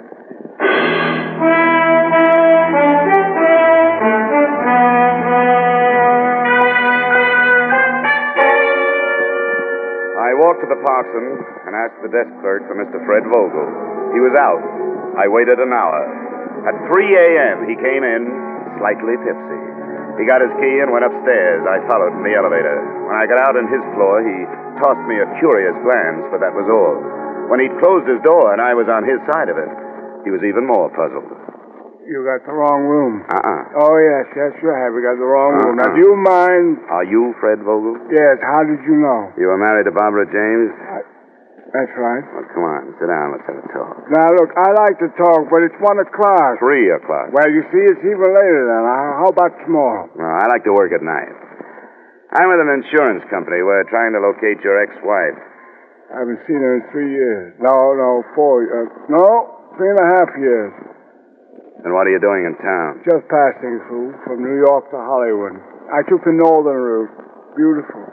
I shunted off this way to see Barbara again. I thought I'd pay my respects to her new husband. Sounds too casual. You know, I'm glad you dropped in. I was out all night sitting in some crummy bar and there was nobody to talk to. Do you like a drink? No, thanks anyhow. Well, you don't mind if I have one? No, go right ahead. Yeah, when she left me, Mr. Oh, what's this? Anyhow, when she left me, I was destitute. Shook my confidence in myself. I always knew she was too good for me, but I never knew how much too good for me she was until she left me. Shouldn't have gone to New York. Why did you? Make money. Sure, make money. Why else would anybody be fool enough to go to New York? When I came back, she was gone. She'd gone with this guy, this James. Why did you come back, Fred? Had to see her again. 2 months I've been in town. I'm almost broke. First 2 weeks, I didn't have nerve enough to go up to her place, and then she disappeared. Now I can't go until I find out where she is. You've had a rough time. That's right. That's just what I need. I need somebody to sympathize with me. That's what I need. Oh, man, I wish you would have a drink with me. All right, Fred. I'll have a drink.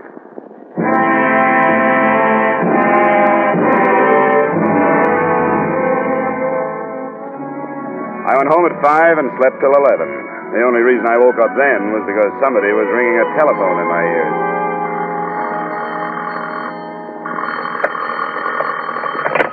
Yeah, hello. You sound like you're in the crest of a hangover. Who's this? Harrison. Who? I'm with the police department. Oh, sure. Yeah, what's up, Harrison? You know that Bennett was one of Barbara James' favorite people at one time? Yeah. Well, there's a girl named Dorothy, a dice girl. Yeah, very nice. Dice. D-I-C-E, dice girl. Oh, yeah, Dice Girl. We found her this morning on the highway. 4 bullets too late.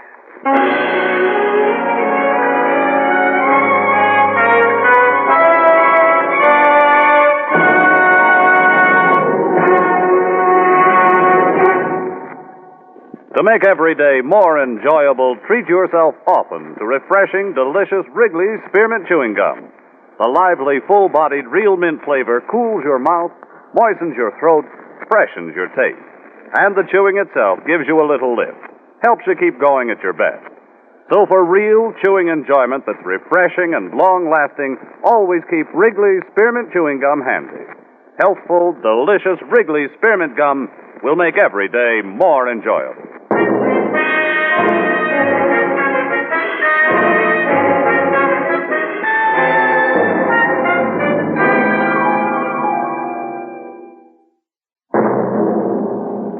And now, with our star, Edmund O'Brien, we return you to the second act of Yours Truly, Johnny Dollar.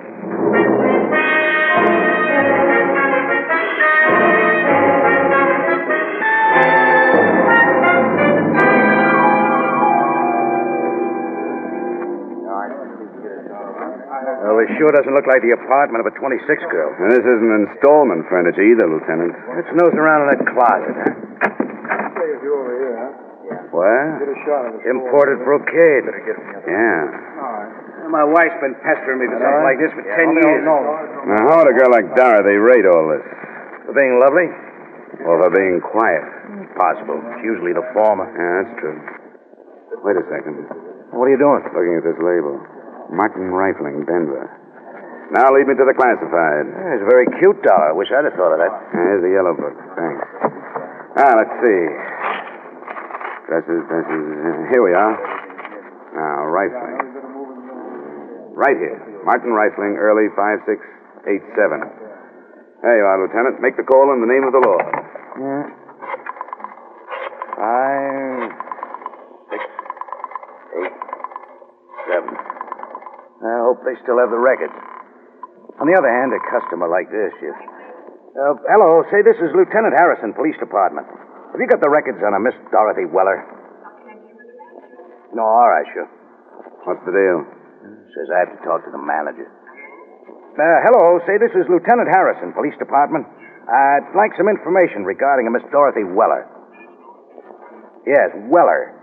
She had quite a substantial account with you, didn't she? 3,000. Wow. Look, who paid the bill? What? She did? Well, did she ever come in with anybody? I see. Yes, I see. All right, thank you. Nothing. She paid everything herself. The bankroll wants to keep itself a secret. Well, let's check on some of this other stuff. Probably the same deal, Lieutenant. She was getting plenty from somewhere, and the gift was strictly anonymous. Got any ideas?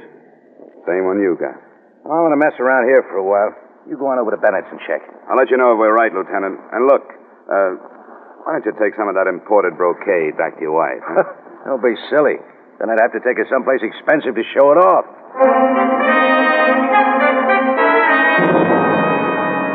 Expense account item 5, $1.30 taxi fare to the Yellowbird Cafe. It was 2 in the afternoon, and the place was quiet as a mausoleum. I went to Bennett's office and tried the door. It opened. Bennett was in his chair, bent over the safe. As I closed the door, he bounced up. Dollar. What do you want? A little information. We came across some bills at a dress shop. Yeah? Yeah, $3,000.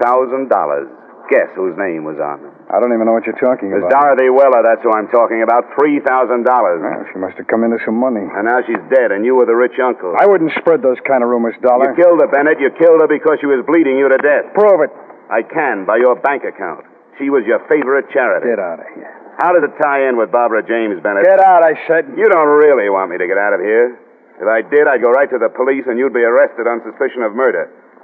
Now, come on. I want the details. All right, darling. Barbara James never gave me the brush. And how did Dorothy Weller fit in? I sent her with a message to Barbara the night that we were going away. I sent her up there to tell her where to meet me. The night Barbara was killed? That's right, the night she was killed. What happened up there? I don't know. Come on, Bennett. I tell you, I don't know. She wouldn't tell me. You paid her enough? Well, not to give me information, to keep things to herself. If anybody ever found out that Barbara and I were going to run away together... So I spread the tale that she'd given me the brush months before. You could be lying, Bennett. Could be, but I'm not. If you're not, it smells of double blackmail. What do you mean? Come on, you're not that stupid. Obviously, Dorothy was playing both ends against the murder. You were supplying cash to keep your name out of the Barbara James guest book, and somebody else was paying her to keep quiet about what happened that night. Who would that be? James? You hit it right on the head, Bennett.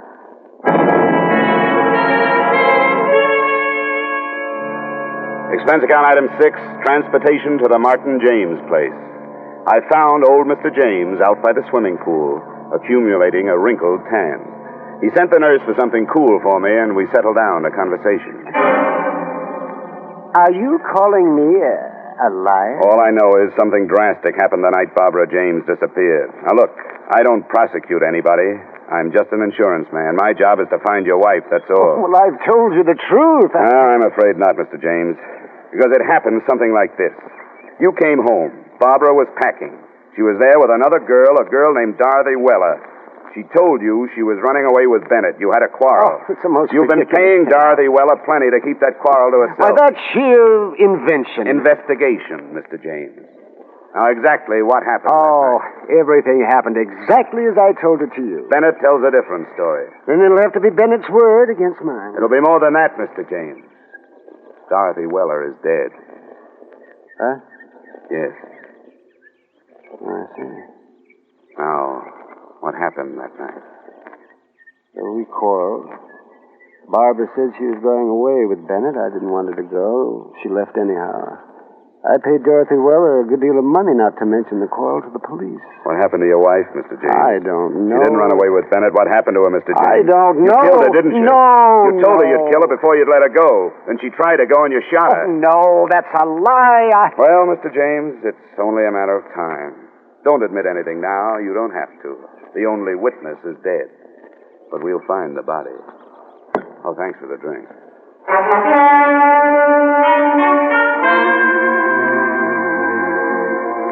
3 weeks passed.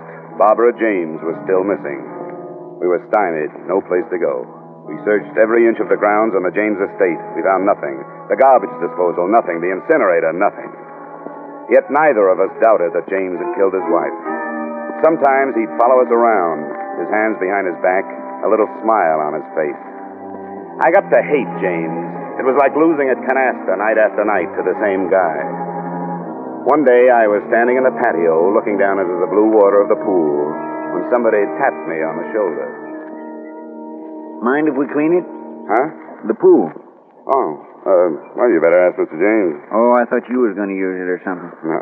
Well, we service the pool every 2 weeks. Unless somebody's using it, we go right to work, you know. Well, go right to work then. Yeah, sure thing. We built this pool, you know. Oh, really? Yeah, I've been building pools in around Denver for 25 years. My father was in business before that. This here's a beautiful job we did. We take real pride in this here pool. Yeah, it's a nice pool, all right. Oh, we got some beauties all around, but this here's our pride and joy. Solid gunite all the way through. Steel reinforcements, loot waller, pump and motor. Best equipment you can buy.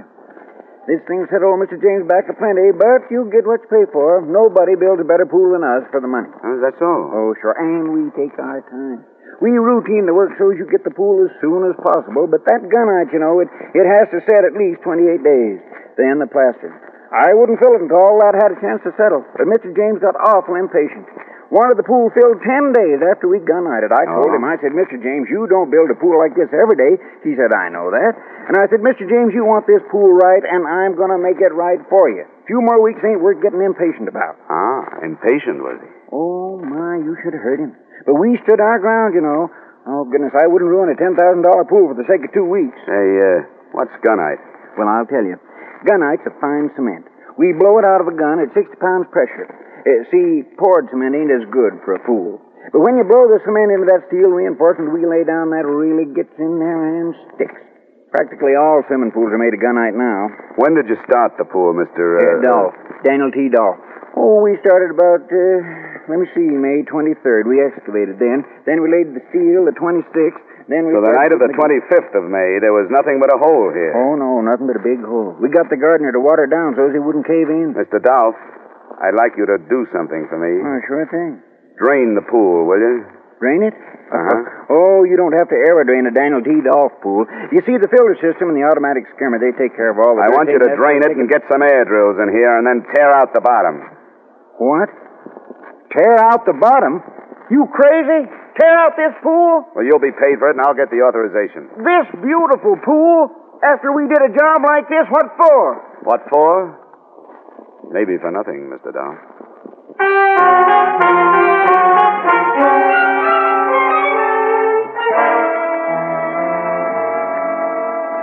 You dig up the pool? That's right, Mr. James. Oh, that's the most outrageous suggestion. I've got a police order.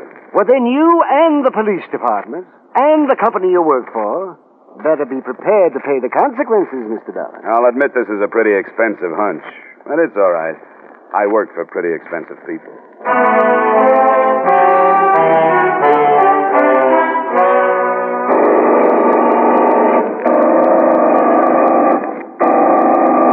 Hope you know what you're doing, Dollar. What? I said I hope you know what you're doing. Well, it's only a hunch, Lieutenant. May 25th, the girl disappeared. Now, May 25th, there was nothing but a big hole here. James knew that the next day they'd put the steel reinforcement in and then gunite over it. What better place for a body? Oh, here comes James now. What? I said James is coming. Oh. Hello, Dollar. How are things progressing? Pretty well, Mr. James. Yeah, I hope you're having a good time. Just like a small boy watching them tear up the street. Only this time it's going to cost you your job. Yes, and your company. A lot of money. The order comes from the police department, Mr. James. You have to bring that up. Don't you think this is all just a little bit childish, darling? Depends on what we find. If we don't find your wife, it's childish. If we do, it's logic. But rest easy, Mr. James. It won't be long now. Dollar. Yeah, Dolph? I just hit a loose section. Oh, wait a minute. I'm coming down. Come on, Lieutenant. Right behind you. Yeah, right here, Dollar. You see, it shouldn't be this loose. Yeah, give me that shovel.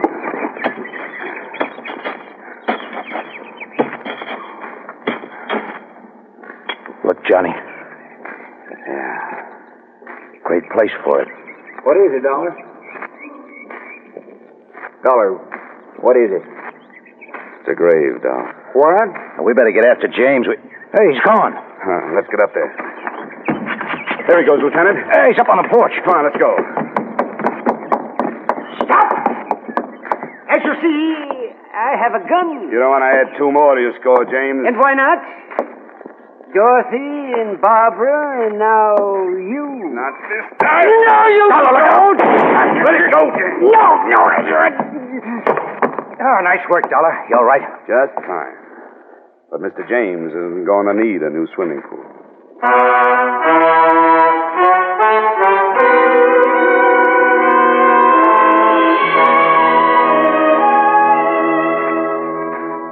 So, Mr. Mr. Martin James had fashioned his wife's tomb, a foot of loam and quarter-inch steel mesh, 4 inches of cement, and 8.5 feet of water. A good tomb made to last a lifetime, but unfortunately, it wasn't quite deep enough. Expense account item 9, same as item 1, $73.87, transportation, Denver, Colorado to Hartford. Expense account total, $344.59. Yours truly, Johnny Dollar.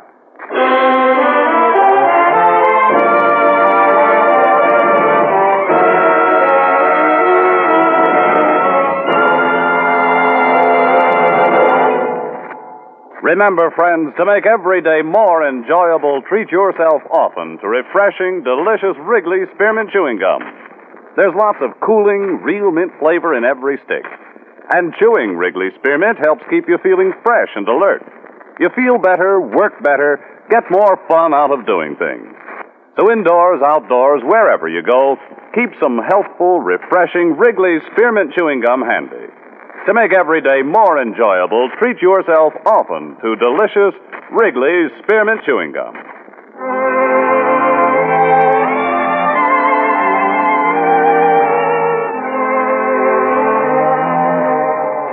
Yours truly, Johnny Dollar, brought to you by Wrigley's Spearmint Gum, stars Edmund O'Brien in the title role, and is written by Gil Dowd and David Ellis with music composed and conducted by Leith Stevens. Edmund O'Brien can soon be seen starring in Columbia Pictures production 711 Ocean Drive. Featured in tonight's cast were Parley Bear, Jack Moyles, Howard McNear, Stacey Harris, Gene Spaulding, and Jay Novello. Yours truly, Johnny Dollar, is produced and directed by Jaime Del Valle.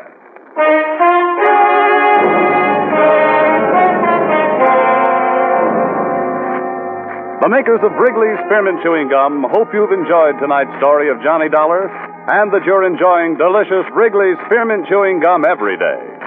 We invite you to join us again next week at this same time when, from Hollywood, Edmund O'Brien returns in another adventure of... Yours truly, Johnny Dollar.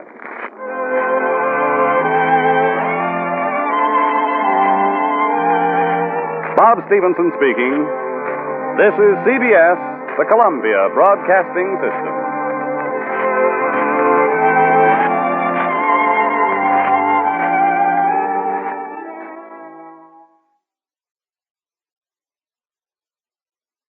Welcome back. I continue to be impressed by the quality of the cast members that they bring on the show week after week. You had Stacey Harris, who I talked about somewhat extensively on last week's Dragnet. And then you have Jack Moyles, Rocky Jordan himself in a guest spot in this particular episode. So CBS definitely had great casting for this show. The mystery was pretty good right up until the end. I thought that the pool man showing up and delivering the goods, basically by chattering away to Johnny the obvious clue that she had been buried in the pool and that they had poured the foundation over her. It was a little bit of a deus ex machina, but can be forgiven due to the quality of the acting and of the story up to that point. We have just a couple more listener comments before we wrap up. I do also want to remind you, as you make your travel plans for the rest of this year and the coming year, remember your Johnny Dollar Air. That's JohnnyDollarAir.com. That goes to Priceline. And you're able to choose from a wide variety of different airlines, as well as their name your own price option. And and if you do end up getting a ticket to that, it does help support the great detectives of old time radio. All right, well, we go to a listener email now. Jack emails, I have a 3-month-old boy, and every night when he wakes up, I give him his bottle, and we rock and listen to the great detectives. A real bonus is the information you share about the show and the actors before and after the podcast. Keep up the great work. And for the entertainment, whenever we need it. Well, thanks so much. Got a listener checking in from northeastern Pennsylvania, and another writes on Podcast Alley. Recently found the podcast on iTunes, and I'm spending far too much time catching up on prior episodes. Well, thanks so much for all your kind comments and all your support. Encourage everybody to cast your vote for the show on Podcast Alley, podcastalley.greatdetectives.net. You have until September 30th to help decide who will hear this year, Candy Matson or Nero Wolfe. Remember, you can follow us over on Twitter at Radio Detectives. And as always, I'd love to get your emails at box13@greatdetectives.net. But from Boise, Idaho, this is your host, Adam Graham, signing off.